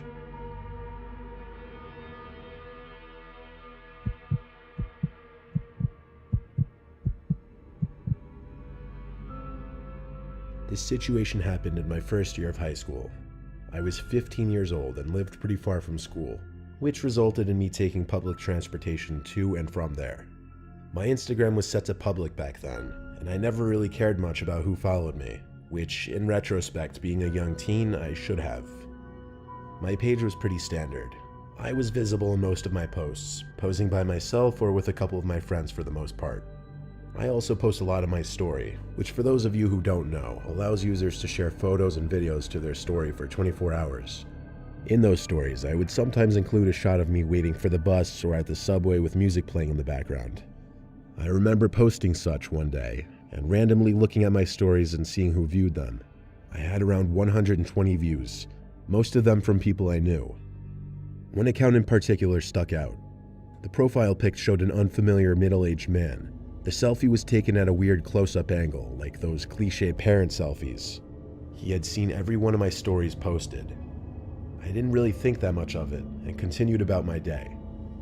Hours later, when I was nearing sleep at around 2 a.m., I got notifications that that same man had requested to DM me, followed me, and liked all my posts.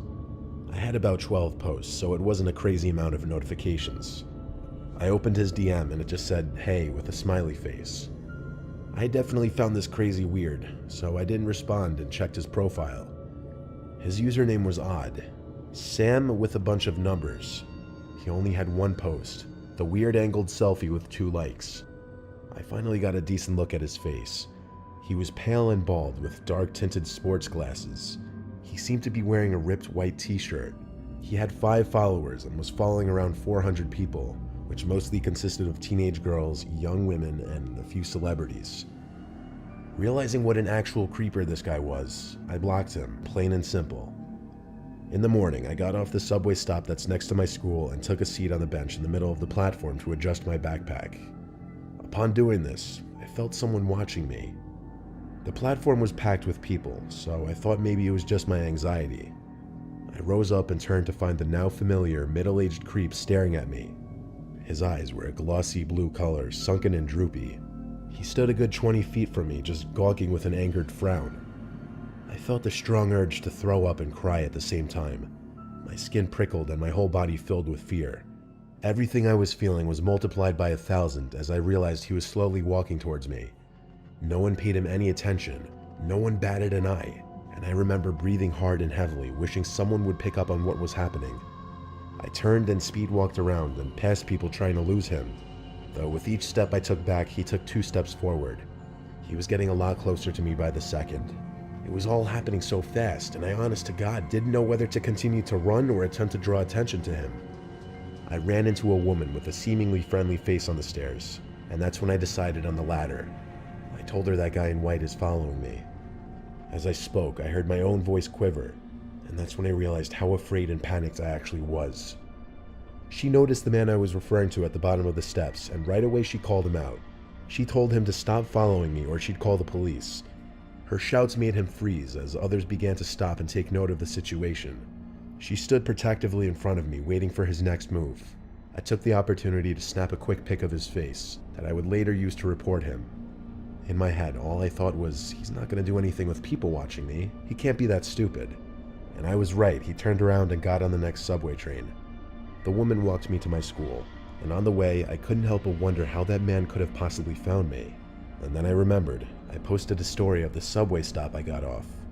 That realization alone made my skin crawl and taught me a very important lesson to never reveal your specific location to your public social media.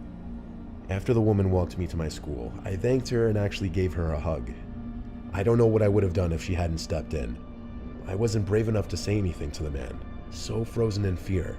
But that woman was, and I'm forever grateful for her. And I hope that if anyone is ever in her position, that they will step in and use their voice to help.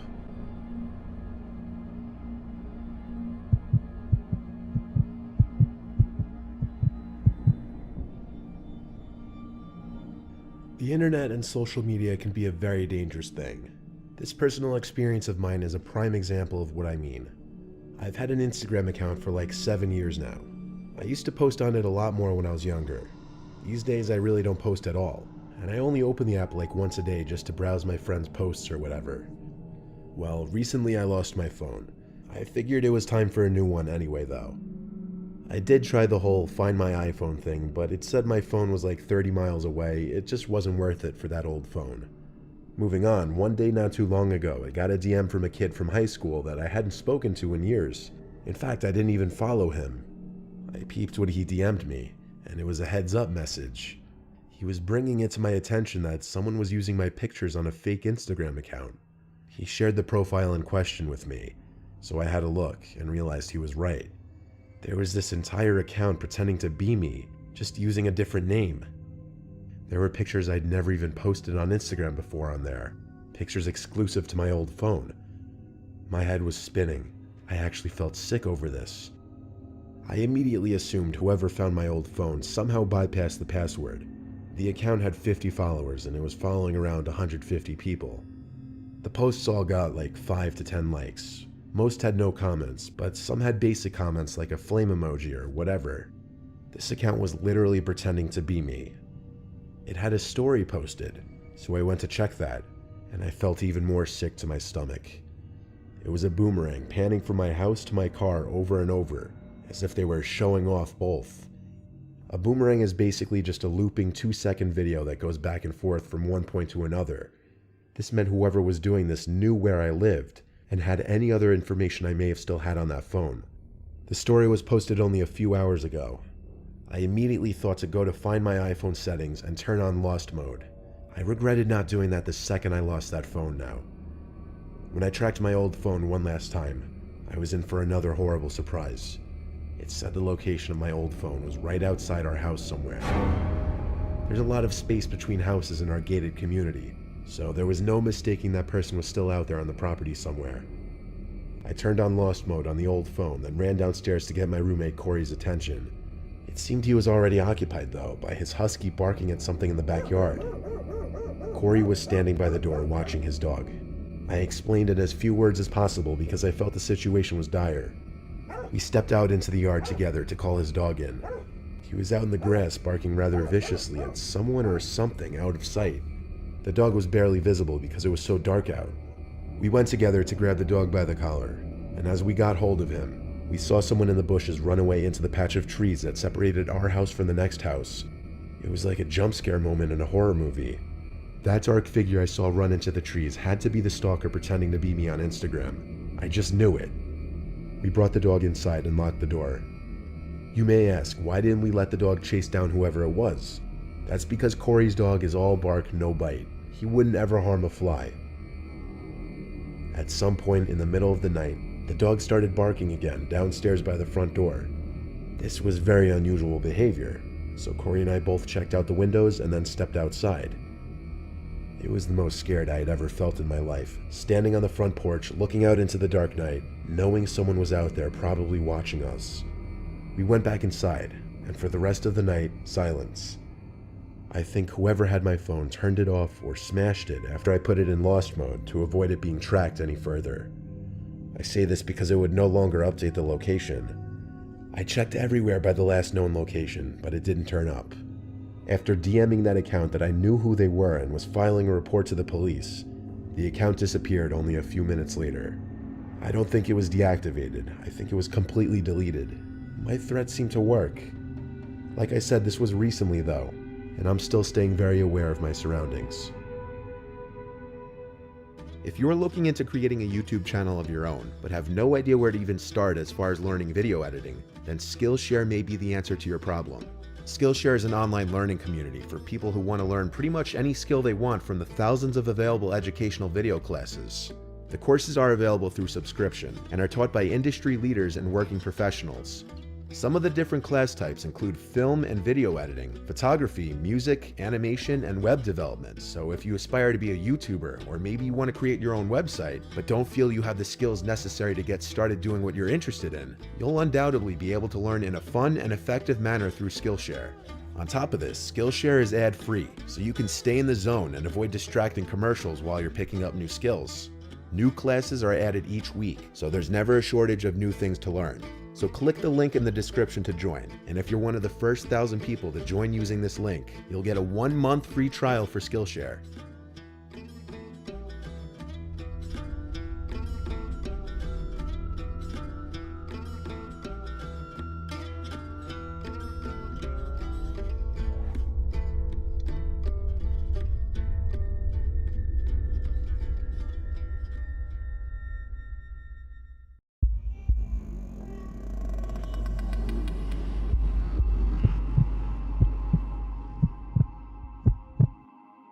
For a while I was talking to this girl named Tori, and I really liked her a lot. Things didn't really work out in the end, but while we were talking, we'd talk like every night. Over the phone usually, sometimes FaceTime. This was last July. We were in the middle of an extreme heat wave. I was playing FIFA with my friend Carl when my phone started ringing. It was Tori, almost right on time. I had come to expect a call from her every night around 9. So I told Carl that we'd play the second half later, and to keep his console on. I picked up the phone and started chatting with Tori. She lives 20 minutes away from me, and it was a work night, so when she asked me to come over, I told her I wish I could, but I'd be down tomorrow. She told me how her parents had been gone all day, and she didn't know where they were. Her parents were an interesting couple. They weren't neglectful or anything, but they were very unconcerned. Like, they'd let Tori do whatever she wanted basically, and not really ask her where she was or what she was doing. Plus, they themselves would go out 3 nights a week to eat or hit bars or comedy clubs or whatever, and it wasn't uncommon that they'd be gone multiple nights in a row. This was one of those nights. We were just BSing over the phone, talking about how neither of us wanted to go to school or work the next day, and a bunch of other boring stuff. Then she said she was going to go cook some pasta and she'd call me when she's done. So during that time, I told Carl to hop back on FIFA and we resumed our game. By the time the game was over, I was expecting Tori to call back at any moment. She didn't though. Not for a while at least. I tried FaceTiming her after a while, and the first call didn't go through. So after 5 minutes I tried again and she picked up. She was in her living room walking upstairs. As she picked up, she said she was confused, and I asked why. She said because the front door was open as she went down to the kitchen to make pasta, but her dad's car wasn't in the driveway, so her parents weren't back yet. She kept acting all worried and scared, joking that someone's in her house and gonna kill her. I would laugh and mess with her, saying you're probably right, and she'd playfully tell me to stop. She got back to her room and was laying in her bed, and about a minute later, she remembered she left the pasta boiling for too long and she ran downstairs to the kitchen, leaving her phone behind. Her phone was left with the screen down and the camera facing the ceiling, so all I saw on the screen was her white ceiling and the colorful moving shapes and patterns from her little light projector. Then I heard Tori yelling angrily from downstairs, probably about her overcooked pasta. But along with that, there was a noise that seemed to come from inside of her room. I kept looking at the screen, curious now. My curiosity turned to horror when I saw a man's face appear in frame, but just for a second, and only like half his face. He looked directly at the camera, and I felt as though I made eye contact with him for a second. Then he disappeared again. I didn't know what to do. I didn't know her house phone number, and I couldn't scream for her to run, but with my TV in the background playing the FIFA main menu screen music, he surely knew someone was on the line with her. I was panicking, so without hanging up, I ran to get my house phone and called 911, telling them to get to Tori's address immediately because of a break-in, and that I couldn't talk long given the situation. I brought the phone to my room with me without hanging up and picked up my iPhone again. It was around the same time Tori came rushing back into her room with a bowl of pasta steaming hot. She was still talking in her calm, sweet, innocent voice, apologizing for being gone too long. I didn't know what to do. That man might have been in her room, in her closet, under her bed. I wanted to warn her, but I couldn't without the chance of her being attacked. I tried to stall until the police got there, and I had the police still on the phone, listening to my FaceTime call. I heard the 911 operator tell me to somehow get Tori to go outside. I was tasked with a seemingly impossible task without making it obvious. I knew if I tried to warn her in any way, she'd freak out and make it obvious. So I told her calmly, "Go outside, Carl's outside in his car, he has your backpack." For the record, she left her backpack at my house, and I was pretending Carl was dropping it off. This worked. She got up, albeit slightly confused as to why he was dropping it off, but she put on her slides and went outside. This was when I yelled at her to run next door to her neighbors now, and that someone was in her house. She immediately freaked out and started crying, understandably. She pounded on her neighbor's door, who thank God answered quickly. I drove over there right away after that, and by then police were there and inside the house. Unfortunately, this story didn't have a totally happy ending. That intruder made his escape before police got there, likely wise to the fact that police were coming. We locked all her doors before going to sleep at my place that night. A month later, we stopped talking, because she found a better guy, I guess. You'd think after this, we'd have started dating the next week. That didn't happen. But recently, we've been friendly again, just not the same. But aside from that, it really is so disturbing thinking that he may have been under her bed or in her closet, listening to us. I wish I screenshotted his face when I had the chance.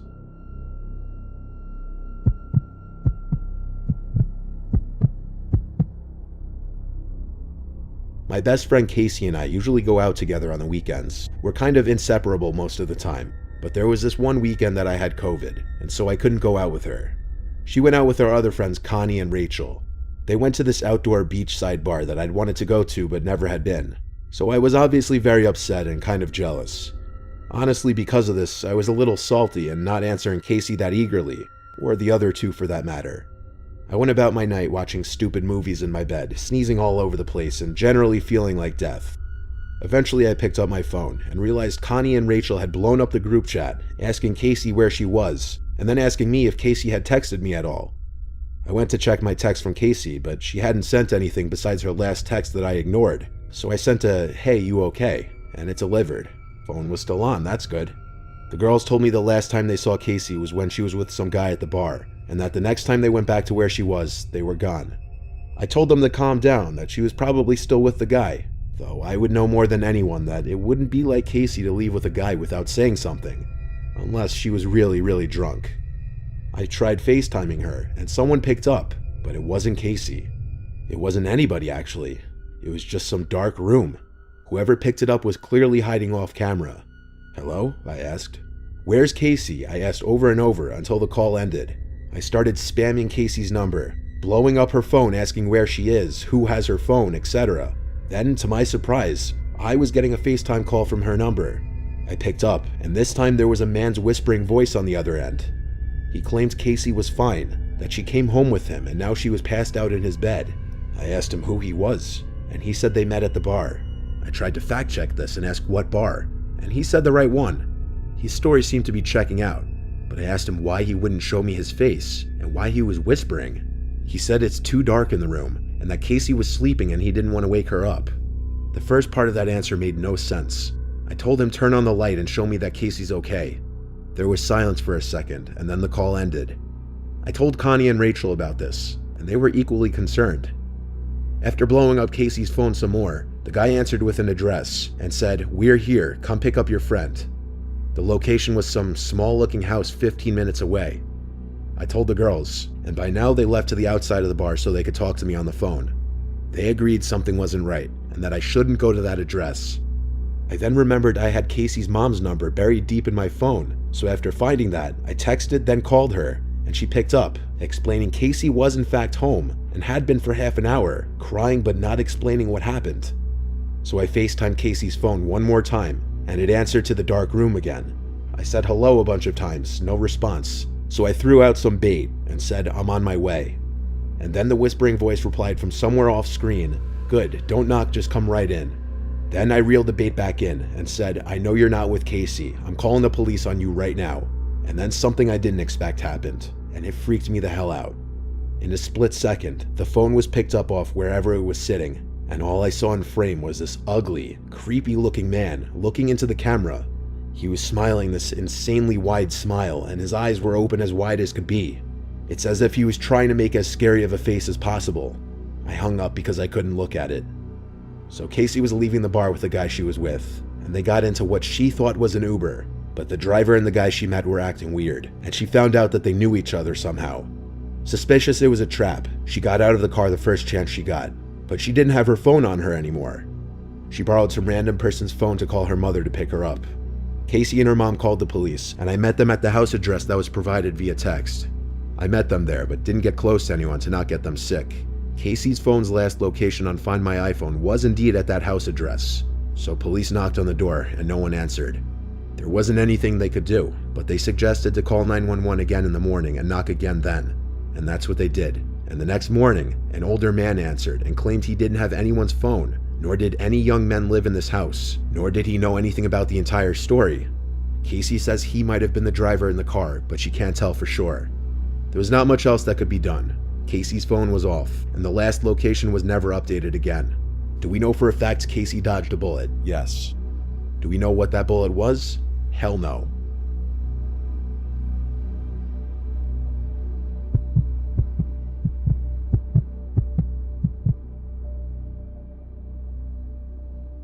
One night I was home alone with my brother. It was during a snowstorm in January. My parents were both away. My little brother was in his room doing whatever, while I was playing League of Legends on my computer. I get a knock on my door, and my little brother asks if I can drive him to his friend's house. I agreed to, only because I have a Pathfinder which does well in those snowy and icy conditions. Plus his friend only lives about 5 minutes away. So we left, and I was back within literally 15 minutes. I entered the house as I left it, quiet and empty. I went back to playing League on my computer. I FaceTimed my friend Jay, who was also playing. I would always do this and lean my phone on my monitor so it would be facing me and I could see the screen. This went on for a solid hour or two, before I heard a sound from downstairs, and I assumed my little brother got a ride back. Or hell, I assumed it was maybe our cat. I didn't go down to check though. A few minutes later, when I least expected it, Jay suddenly said, "Mark, I think your brother's sneaking up on you." I turned around but didn't see anyone. "What are you talking about?" I said, and he said he saw him peering around for a second from behind the wall. Now, to explain the layout of my room a bit, my bedroom is a loft, and there's a dividing wall that separates the stairway from the rest of the room. That wall was where Jay was claiming to have seen my brother peeking at me. So I called my brother's name, and he didn't answer. I went over to check the stairway, and he wasn't there either. I wasn't sure if Jay was joking around or not at first, so I pressed him, and he kept saying he wasn't lying. So I left my room to check the rest of the upstairs. I checked my little brother's room first. His lights were out and his door was shut, so maybe he wasn't home.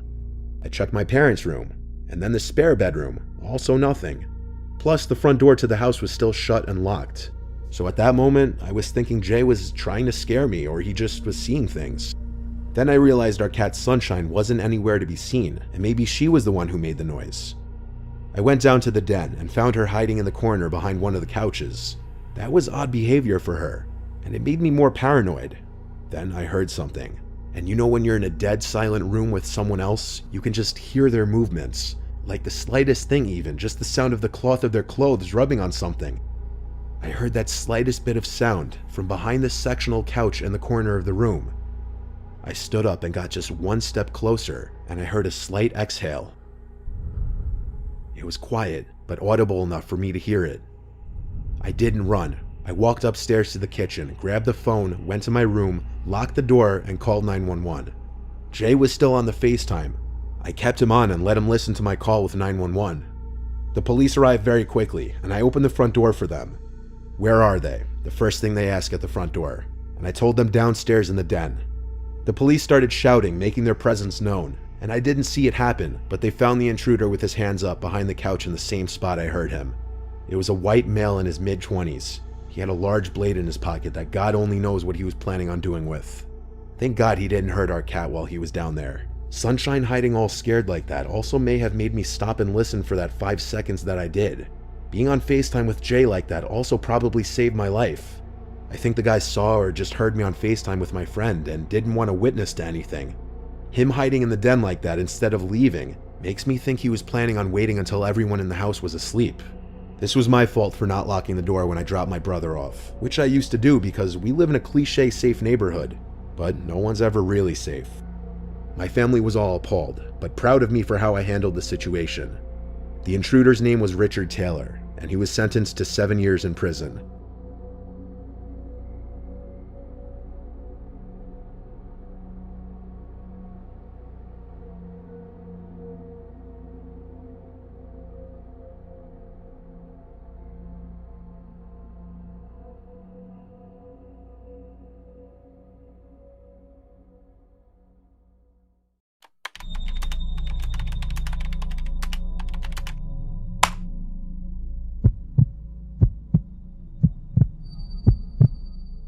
When I moved out of my parents' house and into my own apartment, I had a lot of junk and stuff that I needed to get rid of. I never liked Craigslist because I always found it sketchy, especially after hearing so many stories about it, so I listed a lot of my things on Facebook Marketplace. Things that wouldn't fit in my apartment and that my dad wanted out of the house. My weight set, some old childhood toys, book sets, and a whole bunch of other things. The weight set was what I listed for the most money. It had a barbell, a plate tree stand, and a bunch of plates. I was selling it for $340, which I thought wasn't a bad deal. Surprisingly, I wasn't getting many bites. I'd have some people here and there message asking if it's still available, and then never message me again about it. Until a few days after posting it, a guy named Joe messaged me showing interest. His profile picture was pretty grainy, but it was a guy with a fishing hat on holding up a fish. His account info was private. I couldn't see how many friends he had or anything, only that we had 3 mutuals. All 3 of them were girls from my town. The guy's last name was also the last name of a Joe I knew from my town who used to date a girl I was somewhat friendly with, so I right away assumed it was him, especially since I knew that guy liked to fish. After telling him it's still available, he said, "Great, when can I pick it up?" I was pleasantly surprised he didn't try to haggle the price down at all. I said I'm available any night after 7. He said he could come by tonight around 11 p.m. after work. I said that's fine. A little late in my opinion, but if that's what worked for his schedule, it worked for me. I then decided to just be a little friendly and say, "Hey, you used to date Gina, right?" I saw the typing indicator in the chat for a second, but then it went away and he didn't reply. Not for a couple minutes. Then he said yes. I thought it was a little strange, the random pause, but it could have been anything. Maybe he thought it was weird I brought it up, so I just said, "I knew I recognized your name, LOL." He read the message but didn't respond for half an hour. Then I got a message back from him saying, "Yeah, LOL. Can you send me your address and I'll let you know when I'm coming?" So I sent him my address. He read it and didn't respond for many hours. By the time I got home from work, it was around 6. I went to the gym and got back around 7:30, the whole time waiting for some kind of acknowledgement from Joe. And then he finally messaged back asking for my number. I gave it to him, and seconds later, I got a text from a number with our area code. I have an iPhone, and when I texted him back, it was green. I sometimes will find that to be a red flag and possibly scams, because most people I know have iPhones. But I wasn't thinking that way with this, because I knew this guy already. He said he'd be over in a few hours, and so I continued about my business. It was now around 11 o'clock, and I was waiting patiently for his text or call. I sent a follow-up saying, "Let me know when you're coming." It was around 11:30 that he texted me, "I'm here, come out." I looked out the front window of my apartment, and I saw a dark-colored car out front in the street. I tried calling him so I could tell him that I need help bringing the weights outside. He rejected my call, and then he texted again, "Yo, come out."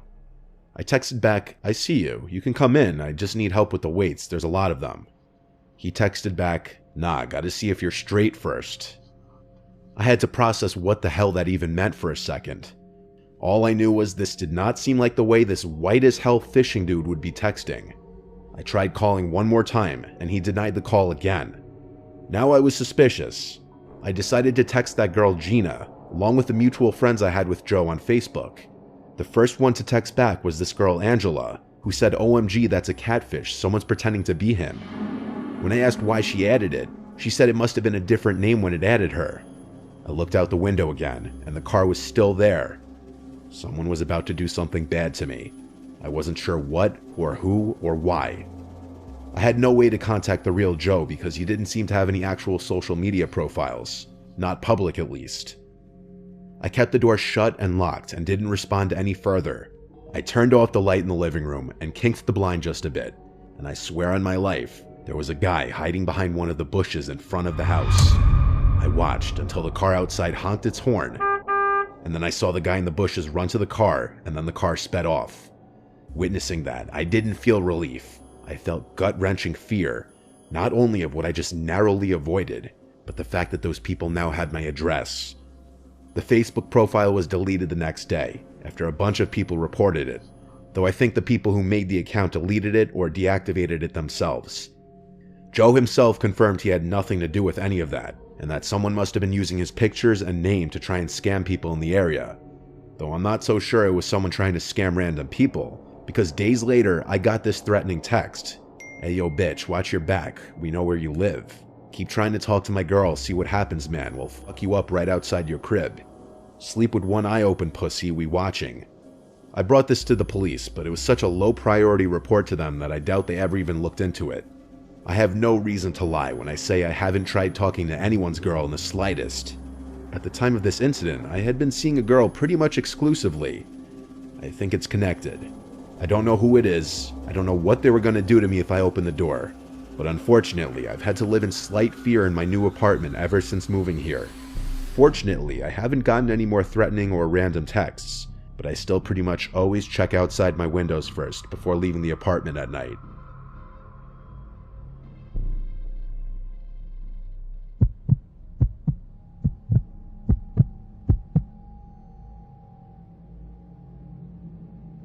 It had to be 2018. I was selling this old pinball machine that we had from our childhood. It wasn't some crazy arcade level pinball machine that would cost thousands of dollars, but it was definitely worth a few $100. It had been sitting in my parents' attic for the longest time, so I wanted to sell it before one of my sisters had the same idea. I didn't really want anyone to know about this because then I'd have to split the money, so I chose to list it when my family was away on a trip that I couldn't go on due to work. I'm a bit of a sneak, I know, but you gotta do what you gotta do. My parents' house is on the really nice side of town, but not in a gated community. I put the pinball machine up on Facebook Marketplace for $200. The next day, I got a message from some account with no profile picture with the name Jasmine, expressing interest in the pinball machine. They offered $175. I agreed to that number.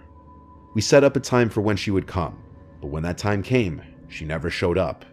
She messaged me saying, "I'll be there soon, I'll be there soon." It was getting late now and I had work the next day.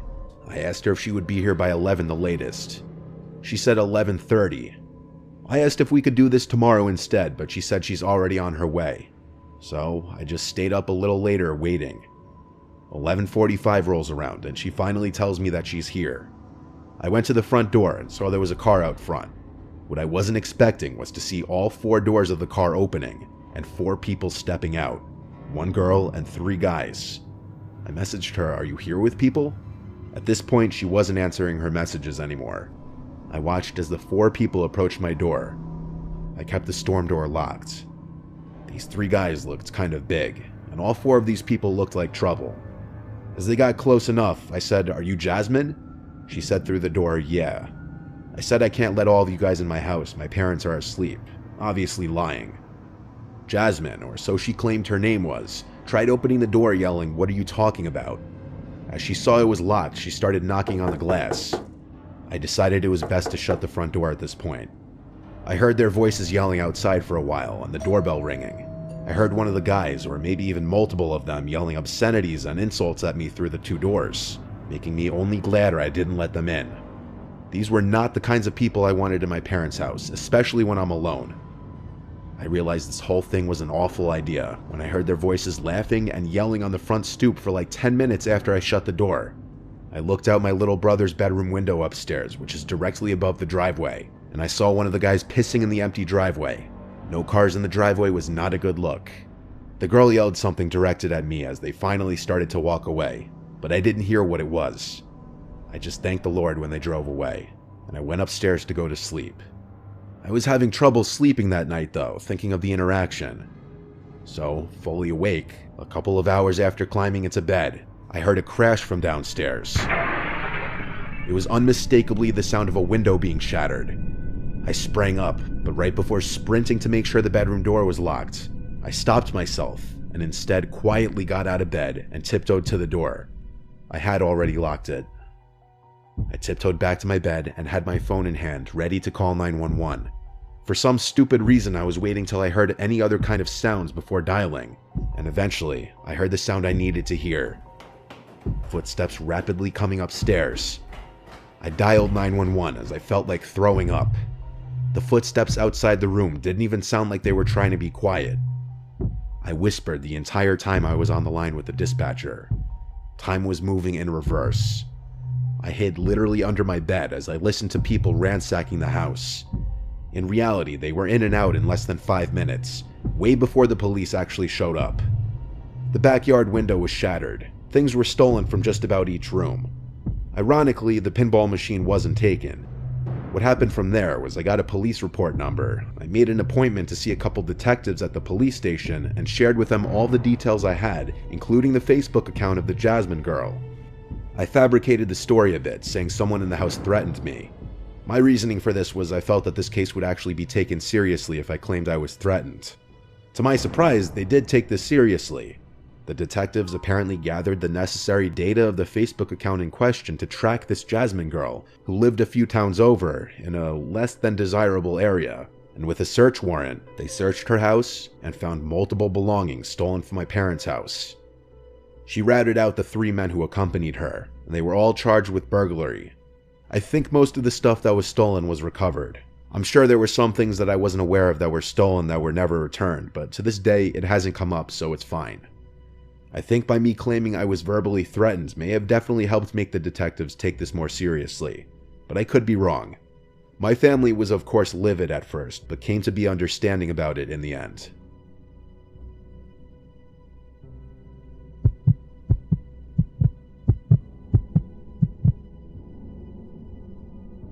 I was searching Craigslist and Facebook Marketplace for a new phone.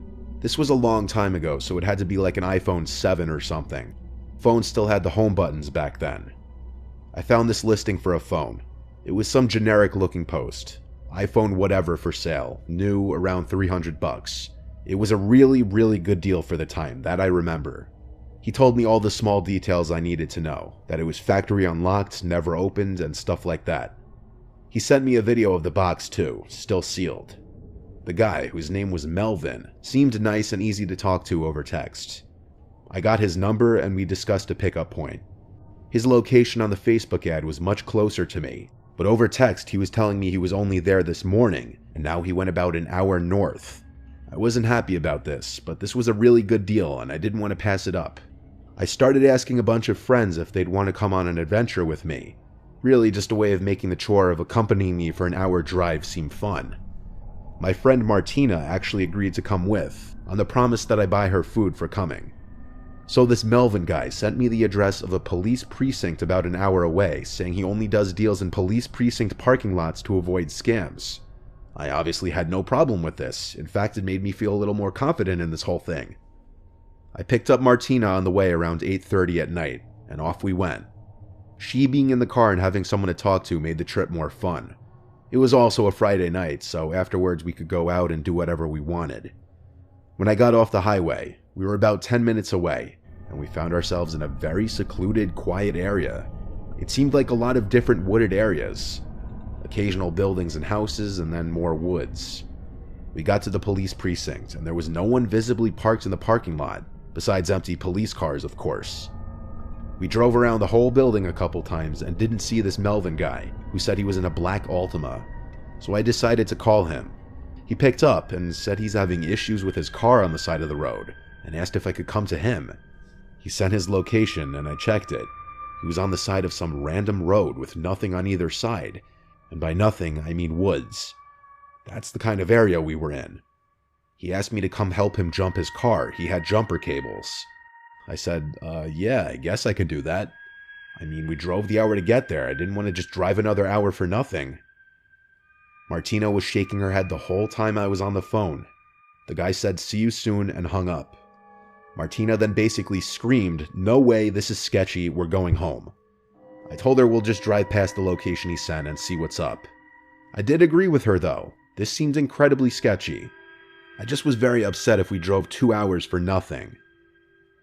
We did drive to the location, and when we got to it, we saw the reflection of a car's front lights coming up on the pitch black road we found ourselves on. As we got closer, I slowed down, and it was in fact a black car, but we couldn't see anyone inside or outside of it. Mind you, it was very dark, but I feel like we would have seen someone's head on the inside or something. Martina said to just keep driving, and I said I know. It was about the sketchiest thing I'd ever seen. A pitch black road between two patches of woods, no streetlights, no other cars in sight. A pretty convenient place to break down and have someone who's coming with a wad of cash to buy something from you come and meet. I drove right past it. Immediately, Melvin starts calling me over and over. I ignored every single call. Then he texted me saying, "I saw you just pass me, why didn't you stop? Turn around." Ignored. Martina is a very positive person, so she laughed about this whole situation, and then said, "Okay, you owe me food." So I looked up the nearest diner, and we stopped there for some food. It was a quiet, small diner. We were just about the only people in there, even on a Friday night. The waitress just took our coffee order, when a lone guy with his hood up steps into the diner and sits in one of the bar stools. He was wearing a navy blue, dirty-looking hoodie. He glanced over to Martina and I, then looked straight ahead, talking to the lady working behind the counter, apparently ordering a coffee. The man kept glancing at our table like every minute, so I whispered to Martina, "Don't look now, but that guy at the counter might be the Melvin guy." The waitress came with our coffees. I asked if we were ready to order. I said, "A few minutes, please." When the lady behind the counter handed that man his coffee, he said loud and clear, "Thank you, darling." It was that guy from the phone's voice, Melvin or whatever his real name was. I told Martina that's him. We need to pay the check and leave. I waved the server over and whispered to her if we can just get the check. She asked if something's wrong, and I noticed the guy look over as I said this. I said yes, we just needed some coffee for the road. So she got the check, I paid, we downed our coffees, and left the building. We got in my car, and Martina said, "Oh my God, he's getting up." I looked into the diner and saw that guy leaving towards the door. As quickly as possible, I drove us out of that parking lot and sped down the road. And yes, we noticed a black car in the parking lot that could have been the one that we saw on the side of the road. I was driving too fast for him to have caught up. We got back on the highway and I was flying for a while, until I got a low tire pressure light come on. I knew instantly he slashed my tire. The PSI was going down fast, so to avoid damage, I pulled to the side of the highway and parked it. I went out to confirm that my tire was slashed. I had to replace the tire with the spare, which took about 15 minutes. The whole thing was a disaster, and if you're wondering, yes, I still got Martina dinner that night. Now Martina and I look at it as a crazy story that we can look back on and tell people. It's absolutely horrifying, though, how close we were to walking into a trap.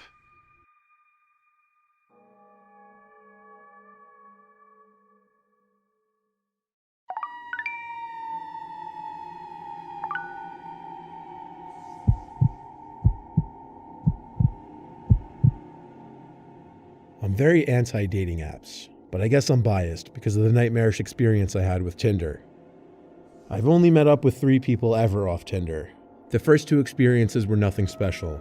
I wasn't excited about either of the girls, and there were no second dates. But compared to the third meetup, oh boy, in comparison the first 2 went phenomenally. I matched this brunette girl named Annette. She had up 4 pictures, 3 of which she was posing alone in what looked like her backyard. The 4th one was in front of a pond. At the time, I didn't see it as a red flag that she was alone in all of her pictures. Honestly, why would I? But she was decently attractive, at least in my standards. So I talked to her, and it got to the point where she asked what I was doing that night. And when I said nothing, she asked if she could come over and hang out. Considering my bedroom in my parents' house is in the basement with a separate entrance, it would work out rather nicely. We set a time for her to come over. When the time came, she texted me literally right on the dot that she was outside. Punctual, to say the least. I let her in the side basement door entrance, and we walked downstairs. I tried to make the greeting not awkward, but right off the bat, first impression, she seemed weird. Her responses were short, her laugh was weird. When we sat down on my bed and I asked her how long the drive was, she laughed, like she didn't even answer my question. She just laughed like I told a joke. And as she laughed, she looked right at me, her eyes still open wide. It was uncomfortable, and I already knew I wasn't going to vibe with this girl. I wanted her out ASAP. I turned the TV on in the background for filler, and I pretended to be laughing at the TV because of the constant awkward silences, and she never once batted an eye to look at the TV. She just watched me the whole time. I was able to wrap it up quickly by pretending I got a text about going into work early the next day, and I implied I needed to go to sleep. She seemed like she didn't want to leave. It was extremely awkward. But I managed to get her to follow me out the basement door. When she was finally gone, I had to ask myself, what did I just put myself through? Not even 5 minutes after she left, she texted me, "Are you sure you have to go to bed? I was having fun." I read the text and sighed. I threw my phone on the bed to charge while I went to get food upstairs. When I got back, I had 3 more texts from her, 2 being question marks. The last one being hello with more question marks. This girl was clearly nuts, so I blocked her. Done and done. I went to bed an hour later. I woke in the middle of the night, like I often do. I'm a light sleeper, it's really annoying. Waking up randomly isn't weird for me.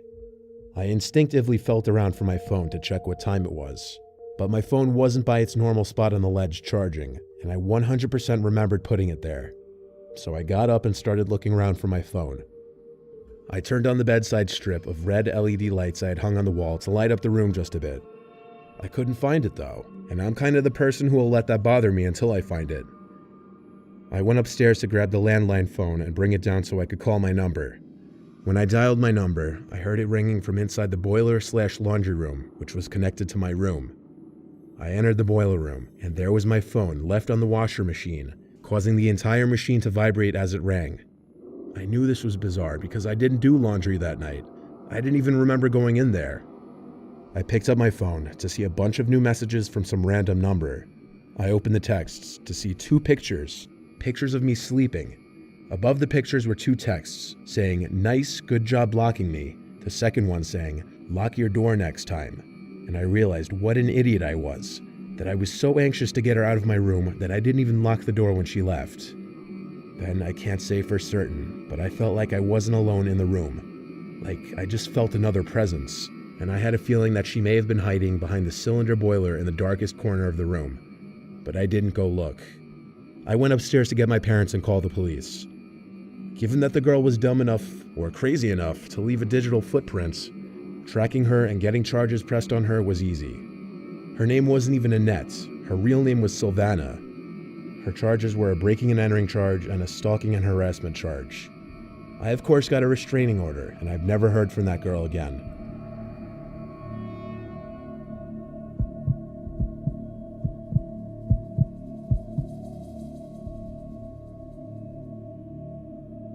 I've tried all the major dating apps, and I never really have much luck on them. My friend told me he was having luck on this app, Hot or Not, so I gave it a try. And right off the bat, I was getting a lot more likes, albeit from girls I didn't really find attractive at all. Still, on my first batch of free swipes, I matched this one cute blonde girl named Julia. I'll spare the details of our conversation, but it went excitingly well.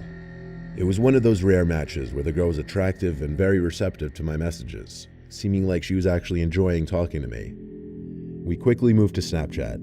I asked her for her number, but she said let's talk on Snapchat instead. I was fine with that. I added her on Snap and she added me back. Her Snap score was low, like under 1,000, so right away I was suspicious and upset that this may have been too good to be true like I thought.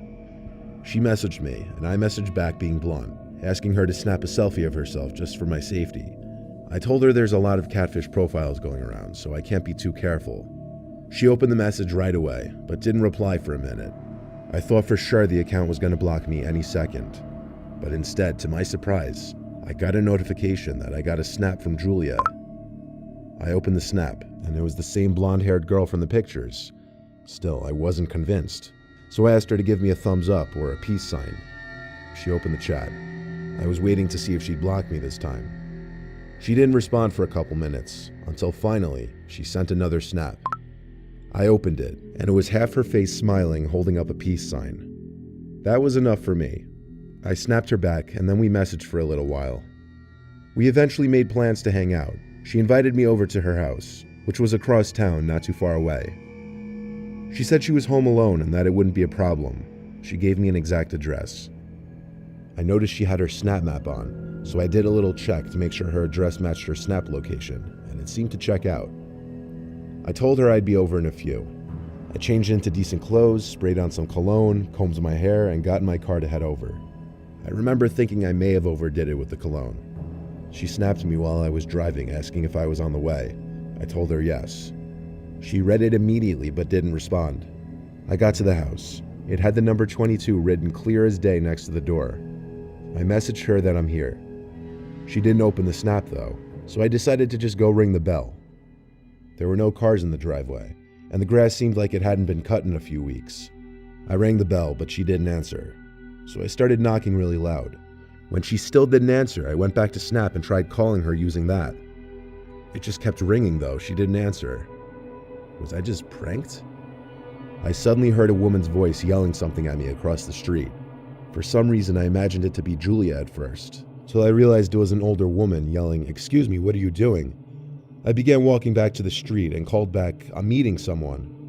She said back to me at a lower volume now that we were closer that I have the wrong house, nobody lives there. I asked the address of the house, and the address she told me matched the address this Julia girl gave me. I thanked her and got in my car. I went to try to message Julia one more time, but she blocked me. I felt like I was played for a fool. They unmatched me on Hot or Not too. Luckily, I took screenshots of the profile before that, because I sent some to one of my friends before driving to the house. When I got home, I sent screenshots to my friend group chat with like 8 other people, asking if anyone knew her.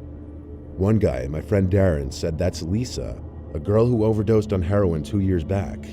When he said that, another friend in the group chat confirmed he was right.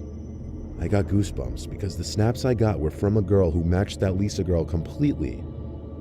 I told my friends, and they thought either I was crazy or the situation was crazy. I'm without a doubt certain the girl in those snaps was Lisa. How this happened, I have no earthly idea. Better question, why was I led to that house? I can't even try to imagine.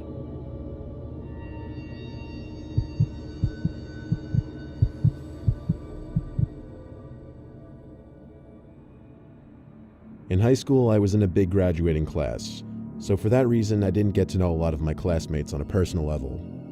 Using dating apps in college, though, I was able to match and kind of connect with a lot of the girls I'd never really spoken to back in high school. I was using my app of choice when I matched this girl, Maria. She was in my grade in high school.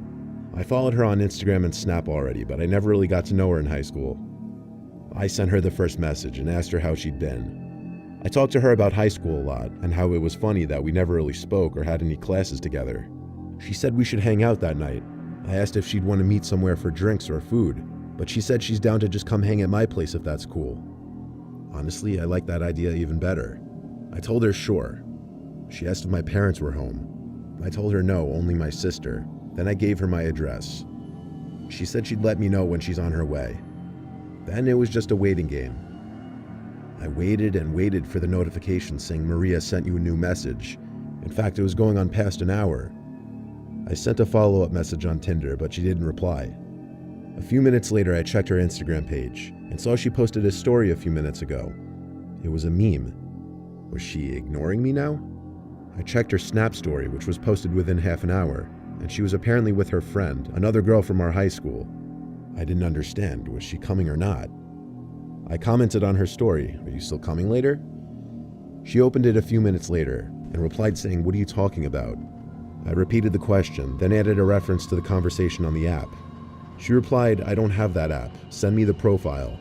So I did, and she told me right away it was a catfish and to report it. I did so, and I think Tinder automatically unmatched the profile after that. But I wasn't concerned about someone using this girl's pictures. I was concerned someone had my address and knew my parents weren't home. I made sure every door was locked. I truly was expecting something to happen that night, but it was getting pretty late, and I was starting to feel a little more relaxed. When my guard was down, that's when it happened. A horrific scream from my little sister's room. I jumped off the couch to go run to her room. She opened the door just as I made it to the room, and we met at the doorway. She had this horrified look on her face, like she just saw a demon. She screamed that there's someone outside her window. I couldn't believe it. She ran upstairs while I went to her window to confirm it. There was no one out there now, but I knew it wasn't a coincidence. I tried to call my parents, but I couldn't get a hold of either of them. My sister slept in my room with me that night because she was scared. I only went to bed after waiting downstairs for an hour, listening for anything possible. When I was finally in bed, that was when I heard a noise. My sister heard it too, because we both sat up at the exact same time. Our parents weren't supposed to be back that night. I went to lock the bedroom door and then got 911 on the phone. I whispered into the phone that I was certain we were currently the victims of a break-in. I told my sister to be quiet when she started making crying noises. Footsteps approached the door, then someone tried twisting the doorknob. Then they started banging on the door. And in a deep, angry-sounding voice, a man said, "I know you're in there, I can smell you." The 911 operator heard it, and she told me to hide in the closet with my sister. I waved my sister over to the closet and she came. We sat in there quietly the best we could, but he kept banging and banging on the door, and my sister cracked. She cried out, "The police are coming, leave us alone." The banging stopped, and we heard the man laugh. Then there was silence.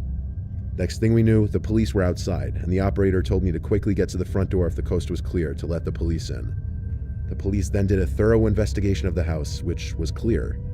The entry and exit point was my parents' bedroom window, which he climbed through off the backyard awning. My little sister screaming about the police must have scared him off. The police recommended we sleep somewhere else, so we went to my friend Joe's house. Ever since then, I always verify whoever I'm talking to from online is actually who they say they are.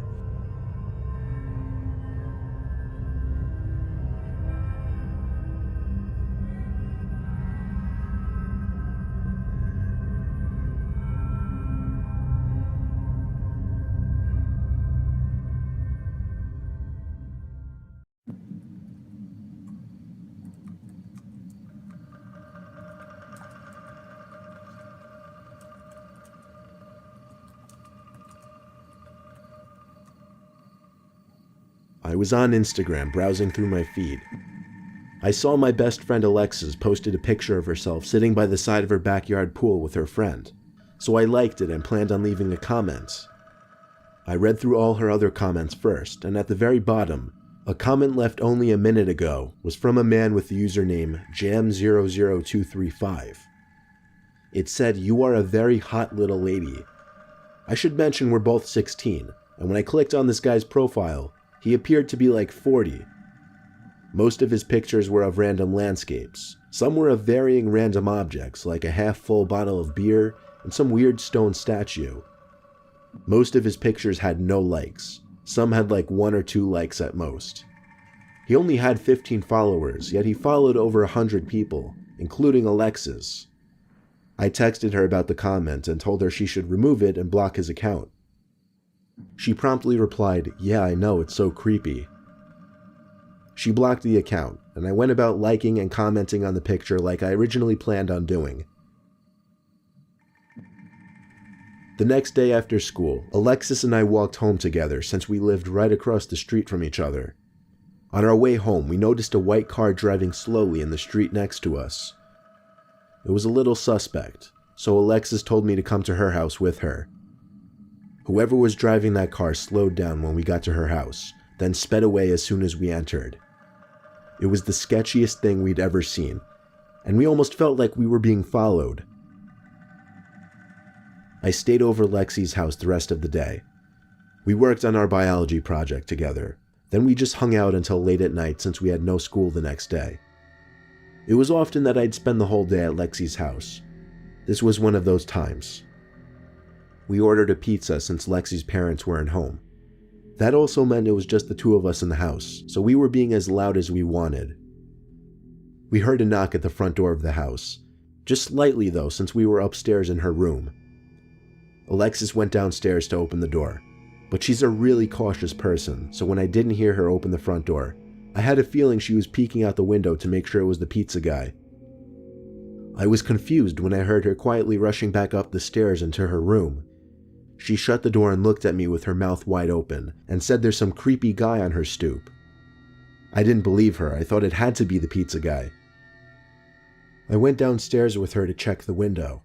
There was no one on the stoop though. As she was swearing that she wasn't lying, the doorknob to the back door turned.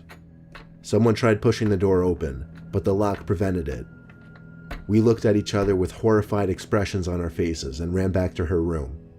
She locked the door and sat in fear on her bed. We thought as long as we waited in her room, we'd be okay, and whoever was out there would go away. But something completely unexpected happened next. Alexis screamed and pointed at the window, where a man's head was visible, looking into the room. The man was holding a camera up to the glass. What made the sight even more horrifying was the fact that we were on the 2nd floor, which meant this man climbed up onto the patio roof. I screamed in horror too as we ran to the basement, perhaps the safest place in the house. We stayed down there the rest of the night until Lexi's parents came home, and we told them all about what happened. They were shocked, but really what could anyone do? I went home that night to see a text on my phone from Alexis, saying she just looked back at the random man's Instagram account and saw that the person's face matched the person who was at the window. I looked at it too and agreed. I told her to report the account to the authorities. She didn't know how. Honestly, I didn't either, so I told her to wait until the next day to figure it out. However, the next day, the account was deleted. Either that or renamed. No one ever saw that man again, but we do keep our Instagram accounts on private now.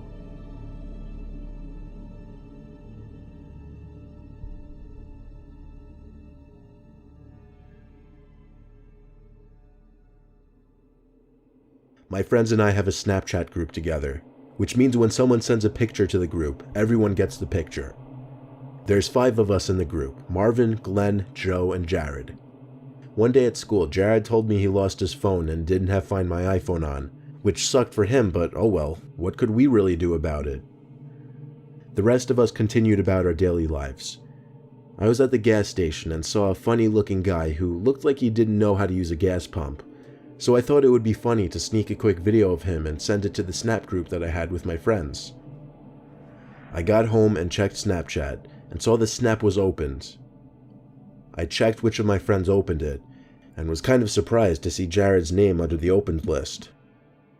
I texted Jared asking if he found his phone, but the text never said delivered. I asked all my other friends if they'd spoken to Jared about his phone. Joe said he was hanging out with Jared as we spoke. He also said Jared did not find his phone. He put Jared on the phone for me and told me to come over. When I got to Joe's house, he and Jared had already thought to look at the snap map to see that the location had not been turned off, and it said whoever was using Jared's phone last opened it 4 minutes ago. Its location was an abandoned construction grounds. Ready to go kick some ass, or at least thinking we were, we agreed to drive down to the construction site. Getting there was quick and easy, but hopping the fence and navigating in the dark was a different story. According to the snap map, Jared's iPhone was somewhere in a big abandoned building in front of us. The three of us, all above 6 foot, definitely felt we could get the better of anyone in a fight. But what was this person doing in this building at this hour? The situation was just too unsettling. We found a big hole in the wall where we could enter the building. Joe and I used our phone lights to find our way through the building. It was cold and empty in there, besides the rubble and graffiti everywhere, and every little sound created an echo. The last time Snapchat updated Jared's location was 5 minutes ago, but the location was right on top of us. It didn't seem like anyone or anything was on the first floor, so we went to the second floor. We found ourselves in a big empty room. Joe checked the location of Jared's phone one more time, and it appeared that all 3 of our phones were in the same exact location, which was weird. Where could his phone be? The sound of a digital camera shutter, accompanied with a blindingly bright flash coming from an adjacent room, made the 3 of us freeze like a deer in headlights. Then Jared was the first one to run for it, screaming. Joe and I followed suit, running back down the stairs and out the hole to the outside. We got to the car and drove back to Joe's house. On the way back, Joe and I got a Snapchat from Jared's phone. I was the first one to open it, and it was a picture of the 3 of us, standing in that room, with the caption, "Run." We never went back to that building for his phone. In fact, after that, the location on Jared's phone was turned off, until of course, Jared signed in on a different phone.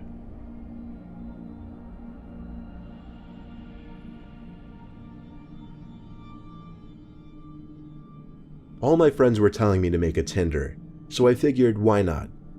I set up an account and used 4 of the best pictures of myself I could find. Pretty soon I was already getting matches. I sent a message to just about everyone who matched me on the first day. Only 3 responded, one of whom was a gorgeous brunette girl who was just so easy to talk to. Everything I said she had a perfect response to. Even when I said something awkward or regrettable, she'd reply in a way that would fix it and make me feel better about what I said. I quickly got her number. I was a little disappointed to see green text instead of blue text, meaning she didn't also have an iPhone, but we quickly made plans to meet up that same night.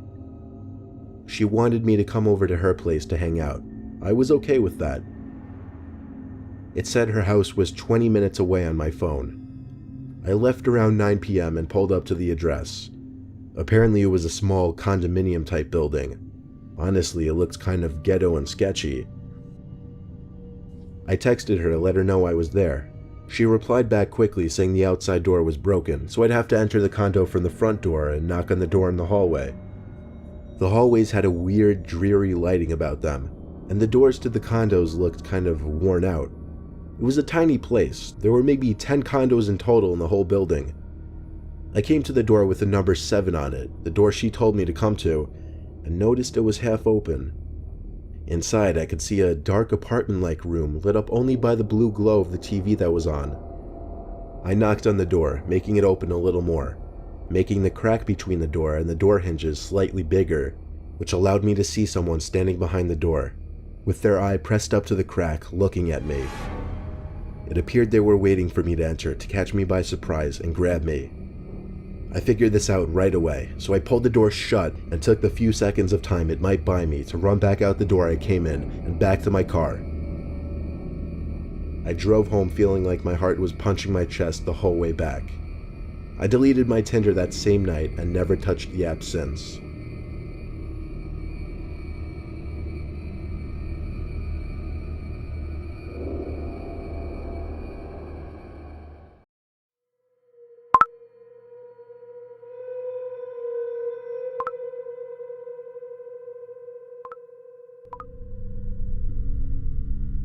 I used to use Snapchat a lot last year and the year before.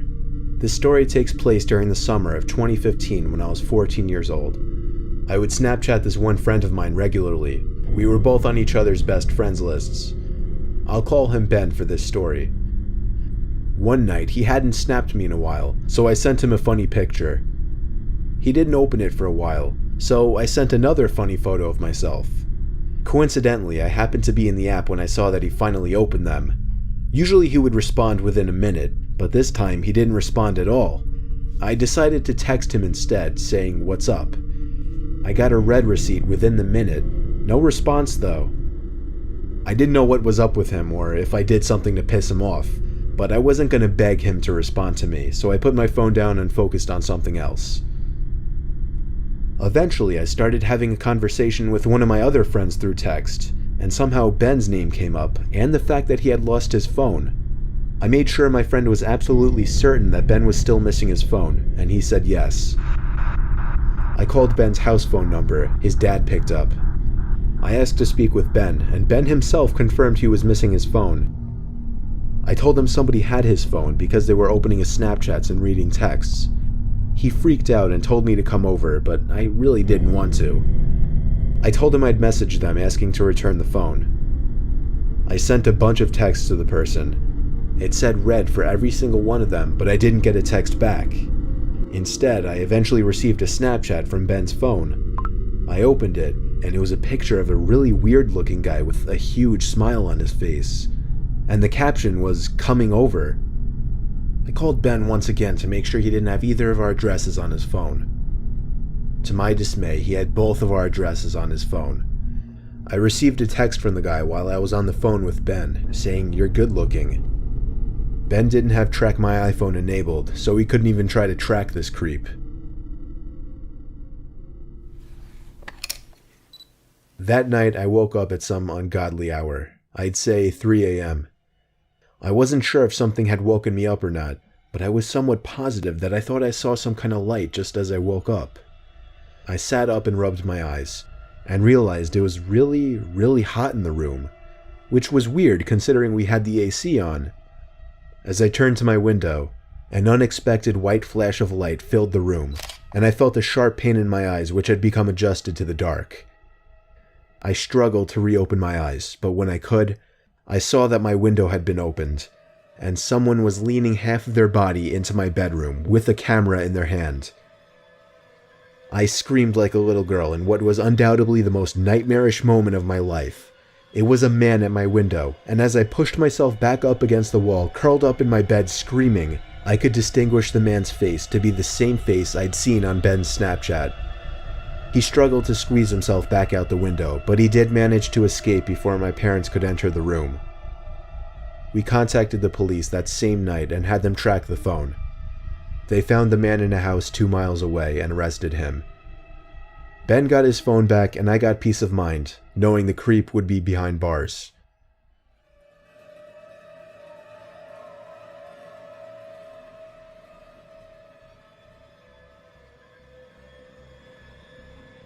This is a short but terrifying story of something that happened when I was Snapchatting a friend. I'm pretty young, I'm only 13, still in middle school. A girl I really liked had just recently started snapping me selfie pictures, and we started messaging each other for a few nights. One night when I was watching TV, she sent me a snap of herself laying in her bed without a caption. I sent a message saying "What's up?" She sent another identical picture, this time with a caption saying "Not much, you?" She set the timer to 10 seconds, so it gave me plenty of time to analyze the picture, including her bedroom in the background, and the dark outline of a person standing by her window. I quickly sent a response message, saying, "Is that your brother by the window?" She sent another identical snap, this time captioned, "What do you mean?" In this picture, the figure at the window was closer, and I could see a hand pressed up against the glass. I closed the snap before the timer even ran out so I could tell her quicker. I said, "There's somebody at your window, turn around." She opened my snap almost immediately, and then I didn't hear from her again on the app. I grew more and more worried as the minutes passed. I texted her a few times to no avail. I tried calling her a few times to no avail as well. I didn't know her house phone number, otherwise I would have called her parents. It wasn't until midnight when I was already laying in bed that she finally texted me back. She explained the whole situation. As soon as she looked at her window and saw the person standing there, she screamed, and that caused the person, who turned out to be a 20-something-year-old man, to open the window and jump into the room. From there, she ran to her parents' room and woke her dad, who went to her room to find nothing but an open window. It wasn't exactly a personal story of mine, but it freaks me out nonetheless, knowing that the only thing that saved my friend from whatever could have happened was the fact that I was able to see the window through her selfies, unbeknownst to the creeper at her window.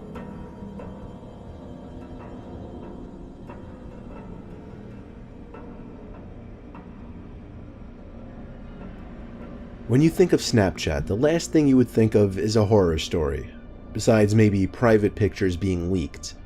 It was almost a year ago now. I was a senior in high school and was Snapchatting a few different people at my kitchen table at 10 o'clock. My parents had already gone to sleep. I got a notification from Snapchat. It said, "Snapchat from Hector." I did not know anyone by the name of Hector, so right away it was weird. I should mention I'm a guy, so it's not like random creeps snapping me for pictures or anything like that is a common occurrence. I didn't want to open it up right away because then whoever this was might think I was available for some kind of conversation. A whole half hour went by and I completely forgot about the snap. That is, until I got another one from this Hector person. This time I opened it right away. The first snap was taken in a really dark room and somebody's face was just barely in the picture, though it was way too dark to give a clear description of the person. All I could tell was the person was a bit darker skinned. The next picture was taken outside, facing a road. It took me a while to catch on because of the darkness and the graininess of the photo, but there was an arm pointing down the road. I typed "Who is this?" in the chat. The message was read instantly, but there was no reply. The guy added me, so I added him back. His Snapchat score was literally 5, and he watched all of my Snapchat stories. 5 minutes passed before I got another Snapchat from this Hector guy. I opened it right away. This time, a picture taken in the middle of the street. However, I recognized the street he was on. He was only 2 blocks away from my house. Again, I typed, "Who is this?" I knew it was one of my friends messing with me on some kind of throwaway account. I texted a few of my friends who I thought might be doing it. They all promised it wasn't them, but they all found it really funny. I got a 4th Snapchat from this Hector person. I found myself getting more and more nervous opening each one. I waited a few seconds and then opened the snap. It was a picture of my block taken by the old lamppost on the corner. My good friend who lives 2 doors down came over because I was freaked out and wanted him there. He's a big dude, so him and I could take on any one person. We sat on my couch with the TV on in the background, staring at my phone, waiting for another snap from this guy. Sure enough, the notification popped up with Hector's name on it, and my friend got excited with laughter. I was too nervous to find humor in it. He told me to take a screenshot this time. When I opened the snap, the picture was of my house. It was taken from the front yard. I took the screenshot and we both jumped off the couch and ran to my front door to look outside. We couldn't see anyone, so we both put our shoes on and checked outside. I told my friend to stay in the front and I'd check the backyard. On my way to the backyard, I got another snap from Hector. I opened it immediately once again, and this time, the picture was of the back door to my house. Before opening that gate, I yelled for my friend to come around back, which in hindsight, I can now see was a mistake, because as soon as I opened that gate, I saw somebody already running for the gate on the other side of the yard. Me and my friend chased after whoever it was, but it was way too dark to see anything out in the streets. This Hector guy got away. My friend hung out for another hour or two, and after he left, I went to bed shortly after. Of course, I was rolling around in bed for over an hour, in the back of my mind waiting for a notification to go off on my phone, saying Hector sent you a Snapchat. Eventually, everything faded to darkness, and the next thing I remember was waking up the next morning. The first thing I did was check my phone. There were 3 notifications throughout the night, each saying Hector sent me a Snapchat. It took me a while to finally press the button to see the pictures. All 3 of the pictures were of different windows to my house, the 3rd one of my bedroom. I blocked the user and even went as far as to email Snapchat support to report the guy, to which I got some copy-pasted response like, "Thank you for your email, we take these matters very seriously," and so on. They proved to be of little help, even when I followed up on the matter a week later. I would normally assume whoever did this was a friend, acquaintance, or just some person I barely knew from my grade, but judging by the little bit of skin I saw in the photos and the username, this person was Hispanic, and there weren't any Hispanic kids in my school. It still freaks me out to this day, wondering who the hell this Hector person actually was, how he knew me, my Snapchat username, and my address.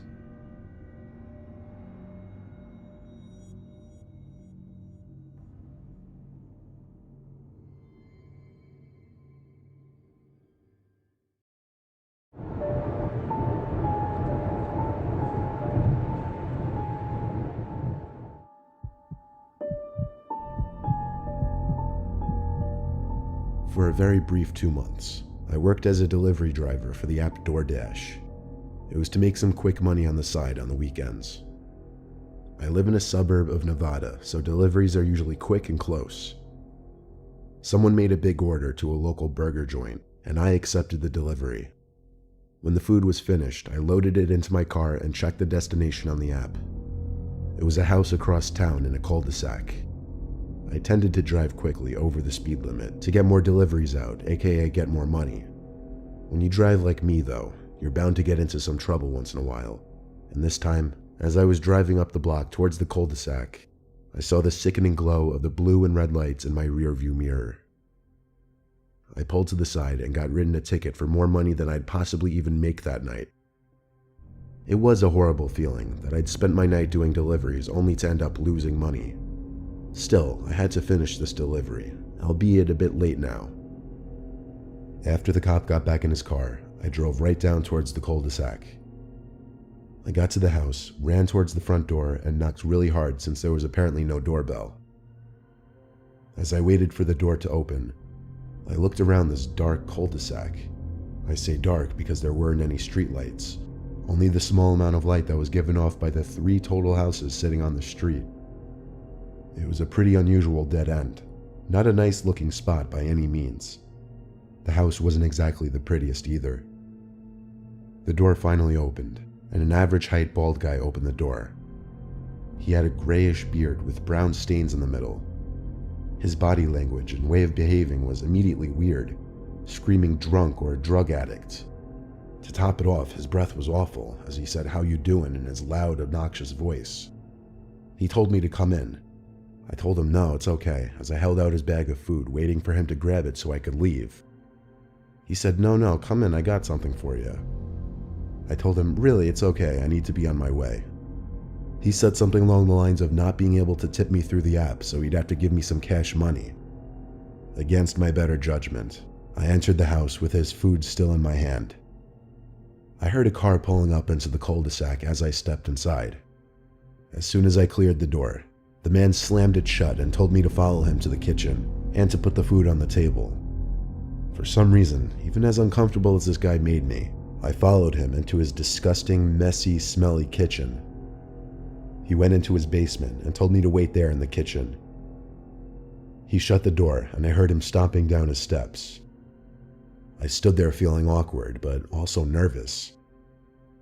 There was a short silence, and I stood there looking at my phone, texting a couple friends about what I was experiencing currently. Suddenly, there was a huge crash from down in the basement. It sounded like a big shelf holding a bunch of smaller items toppling over, followed by what was a scream for help. It seemed as though the man was hurt by whatever had fallen down. I ran to the basement door and opened it, and to my surprise, looked down to see nothing but darkness. Not a single light was on. I called down into the basement, "You okay?" I heard the man moaning in apparent pain in the darkness below. I asked where the light switch was. Instead, he just kept saying "help." I used the flashlight on my Samsung to start walking down the noisy, creaky stairs. As I got maybe halfway down, the man's moaning sound stopped and it was completely silent. I stopped as I realized how silent it had grown and asked if he was still okay. There was no response. Suddenly, I got a really bad feeling in my gut. Something wasn't right. I heard a small cracking sound from in front of the steps, like a pebble being crushed against a concrete floor. Then there was a loud knocking at the front door upstairs. I turned and ran upstairs to open it, and it was the cop who had pulled me over about 5 minutes ago. He was holding something familiar, 2 folded pieces of paper clipped together, asking me if it was mine. It was, and I grabbed it from him. But I also told him in obvious distress that I thought something strange was going on with this man who I just delivered food to. I told him it sounded like he got injured downstairs, but that it also seemed suspicious. I showed the cop to the basement door, and with his hand on his holster, he called down into the basement. I told him there wasn't a light switch, so he took out his flashlight and started walking down the stairs slowly. I waited at the top of the stairs as he progressed to the bottom step, then disappeared from my view. I didn't wait too long before hearing a commotion downstairs. The cop seemed to be yelling in response to being attacked. The commotion ended with a gunshot. Then there were cries of pain, genuine cries this time. The cop called up to me to come help him get the guy upstairs. He asked me to hold the flashlight as he guided the man who was now cuffed up the stairs. All the while he was screaming in pain and at the cop. The cop brought him outside and called for an ambulance on his radio. He wanted me to stick around to sign a witness statement. I stuck around for about half an hour before I left and went home. Who would have thought the same cop who wrote me a ticket would potentially save my life 10 minutes later?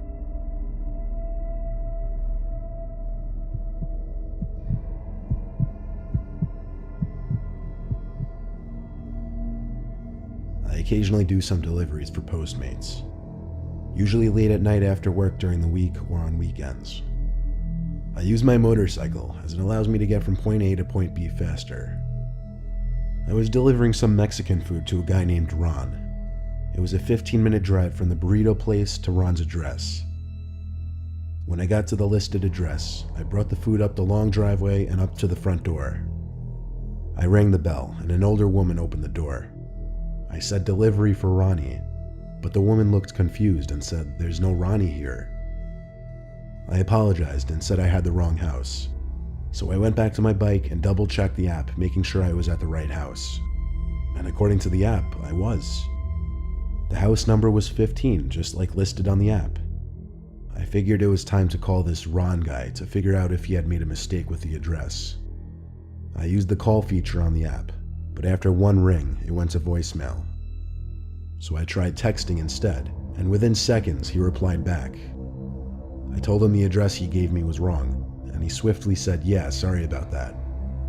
He explained that he didn't actually live here, but that he was chilling with his friend in the preserve across the street from the house listed on the delivery. He requested I come into the nature preserve by the fire and drop it off there.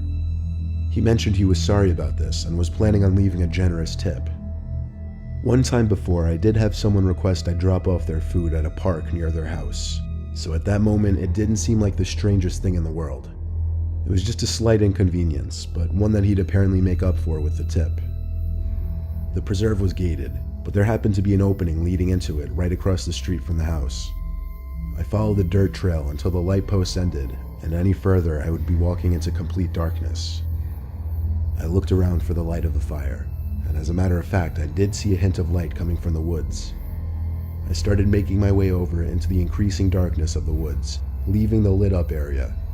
As I got closer, I could confirm it was light from a fire. Why were they in the middle of the woods, though?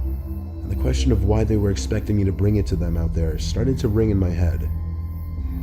I yelled out Ron's name a few times when I was within yelling distance of the fire.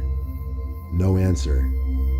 When I got close enough, I noticed something. There was no one sitting around that campfire. I asked myself, was that the right fire? But that was a silly question. How many fires could there be on a weeknight in the preserve? I walked a little closer to the fire and noticed a tent behind it. Maybe they were in there. So once again, I yelled Ron's name as I approached the tent. It was zipped up. I tapped on the tent and said Ron's name again. So I finally unzipped the tent and knelt down to look inside. I saw someone laying down on their stomach, facing away from me, so that their shoes were only a few inches from my face. They seemed to be asleep.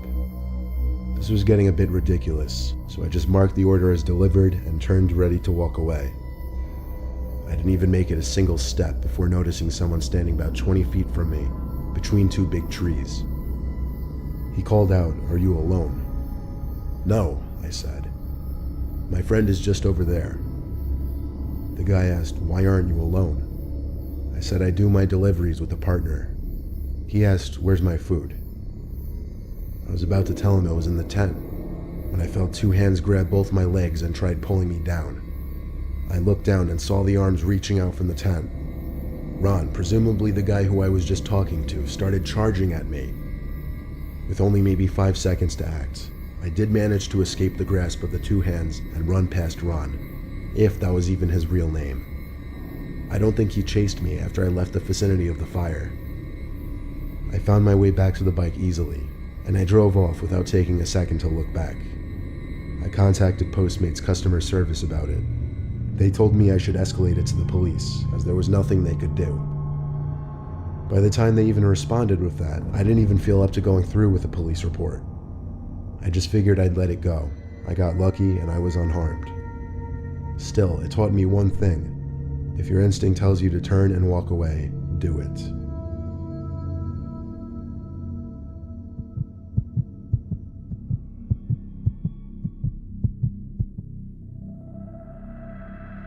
For some reason, I never really used any of those food delivery apps until recently, after learning how convenient they are. One night after a late work shift, I didn't have time to make dinner, so I ordered some Chinese food off Postmates. It was originally estimated to be delivered in half an hour, but I waited a lot longer than that. Around the 45-minute mark is when I started getting impatient. I called the Postmate driver, and he picked up after a few rings. I asked him where he was. He asked, "Who is this?" I said, "Tracy, the girl he was delivering food for." There was a short silence. Then he said, "Oh yes, I'm on my way." So I thanked him and hung up. I sat in my living room with the TV on and basically just played around on my phone, dying for the Postmates driver to just show up already. Just then my phone started vibrating, and knowing that it was likely the Postmates driver calling me, I felt very relieved that the food was probably here at last. I picked up and waited for him to say something. I had to say hello like 4 times before he finally started speaking. He said he's outside. I didn't really know how to respond to that, so I said okay and then described my house to him. Then he said something weird. He asked me to come outside to get the food. I opened my front door to check if he was there. He wasn't. I asked him where he was as I stepped out onto the front deck. There was another pause. I looked around my whole front yard and didn't see anyone. I told him I didn't see him. He said, "I see you." Again, I didn't know how to respond, but the way he said it was just so creepy. The last thing he said before I hung up the phone was, "You look really pretty." At that point, I went inside and slammed my door shut and locked it. I opened the Postmates app, and it said my food was delivered. I didn't know what was going on here, but I was growing increasingly uncomfortable. I shut off all the lights in my house and started looking out each window. I started with the living room windows. Didn't see anyone. Then I checked the dining room windows. Nothing. Next, the kitchen. Still no one. So I went down to our den, which was by the back door. I hadn't raised the curtain that morning because of work, so I pulled the string to raise it up. Only a little bit. Just enough to peek under to check the backyard. This whole time I was looking out windows, I don't think I actually expected to see someone. But when I looked under the curtain to the den window, I saw a man sitting in my back patio. He wasn't on his phone, he wasn't doing anything. He was just sitting there, as if he were waiting for me. I lowered the curtain back down, and then my phone rang. It was the guy again. I picked up, and he immediately said, "I just saw you at the window." All I said to him was, "I'm calling the cops," and I hung up. I went back to the living room and called the cops. The man on the phone said an officer would be over shortly. After I hung up, my phone kept ringing. It was the man. I kept rejecting his calls, but he wouldn't stop. Sitting there waiting for the cops was one of the most tense moments of my life. Eventually, there was a knock at the door, followed by a man shouting, "Police." I jumped off the couch and ran to open the door. I was confused to see not a man in a police uniform, but some man in some dirty street clothes who gave a disturbing smile as soon as we made eye contact. He opened the storm door and tried to get in, but I pushed the front door hard enough to get it shut and lock it. He didn't bang on the door, he didn't scream anything. I think he simply ran off after that. A few minutes later, the actual police showed up, and they searched the property with me. We found the man's phone left on the table in the backyard. The background to the phone was a white guy with a blonde girl, presumably his girlfriend. I note this because the man who was on my stoop was not white, he was Hispanic. I did a little detective work with the cops and came to the conclusion that this man was not originally my Postmates driver, that he had stolen the driver's phone somehow mid-delivery. The police confiscated the phone and left after taking a report. As far as I know, that man never returned to my house, but this was easily the scariest experience of my life.